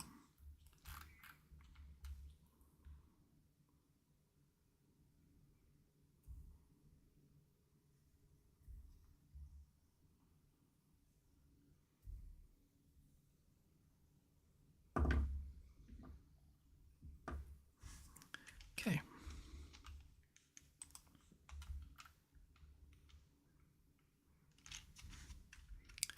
Okay, so this one is definitely fixed because we just fixed it. Thank you, Festus. Very much appreciated. I'm just going to update my log a minute with what I've just fixed there. So, fixed bug ID.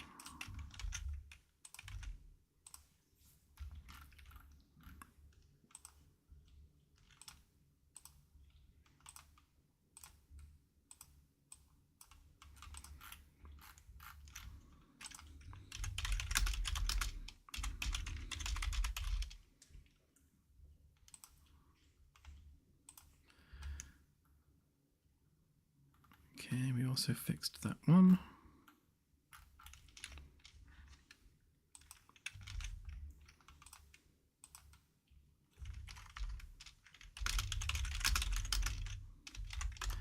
So the fact that although we fixed these things, they're not working properly in multiplayer. The fact they don't work in multiplayer is kind of a different problem. So I will mark these as resolved because the underlying logic is fixed. It just now needs to fix its replication.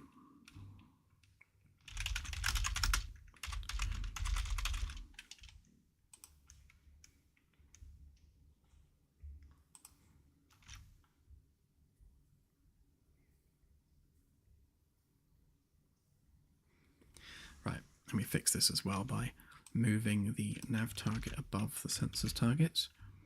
And that bit was fixed as well because we're now picking up the actual exploration data.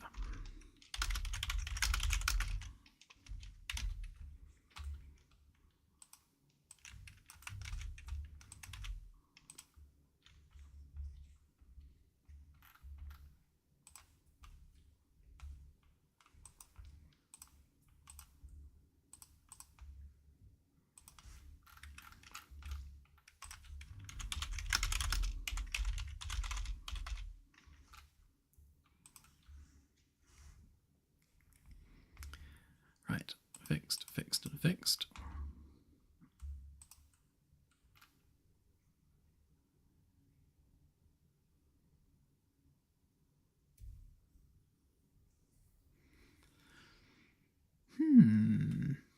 Interesting.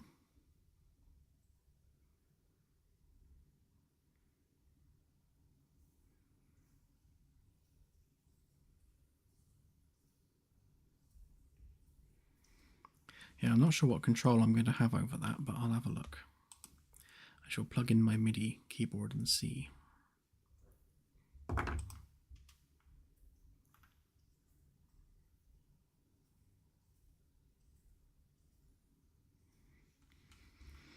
So the inability to sit in, right. So if anyone has the bug where you're unable to sit in a seat, you're pressing F and nothing's happening. If you could please pick up a prop and then press F to throw the prop, and see whether that works. Because we need to figure out where it's failing, like what aspect of it is failing. Yeah, I need to dig into that further. Again, the problem I've got is it never, ever, ever happens to me, so I never have a chance to try to debug it. And that's the hardest thing with some of these bugs. If it will not happen to you when you're trying to debug it, then you cannot do anything to fix it, which is very annoying.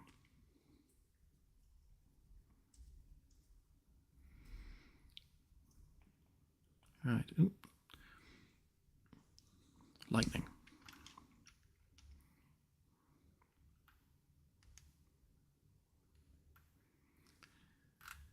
Right, okay, well, there's a few other bugs there that I shall fix later, but we're slowly getting through the list. And I think if we can clear off all these resolved ones, we're probably back to a single page again, which is nice. I hate it when the list of bugs goes over more than one page.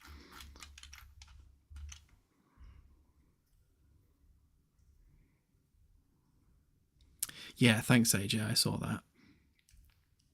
I'm no musician, so when it comes to MIDI and that sort of thing, I can plug in a MIDI keyboard and mash the keys, but that's about it.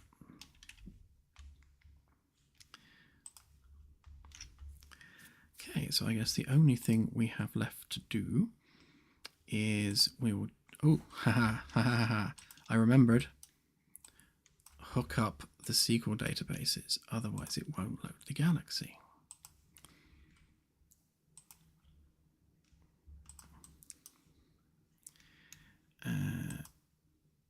Make sure that that's set to 99.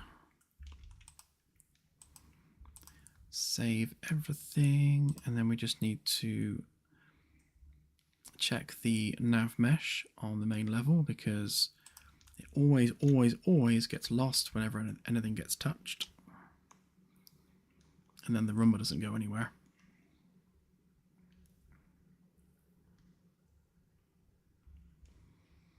Perfect, thank you. Right, yeah, nav mesh is there, so I think we're good. Great.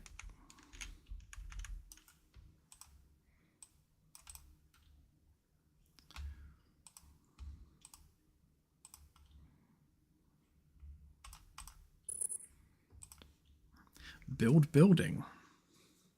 So I shall get this packaged. I'll give it a quick run round, make sure that I haven't broken anything since yesterday, make sure it's all working as intended, and I shall put this build out on the dev build and the pre-release demo build as well. I'm going to put basically every build I do from now on will go on both the demo and the dev build at the same time until such a time as we're ready for it to go live properly, in which case we'll put it out on the demo live, delete the pre-release one because it won't be needed anymore, and then we'll go back in-house for the 226 patch cycle. And then when 226 is nearing completion, we shall put it back on a pre-release again. So we'll do that for every patch cycle, because you guys testing it has been invaluable. Thank you for that very, very much. Right, okay, so I shall get on with this. Have a lovely rest of the week, everyone, and I shall see you on Sunday's stream. Bye for now.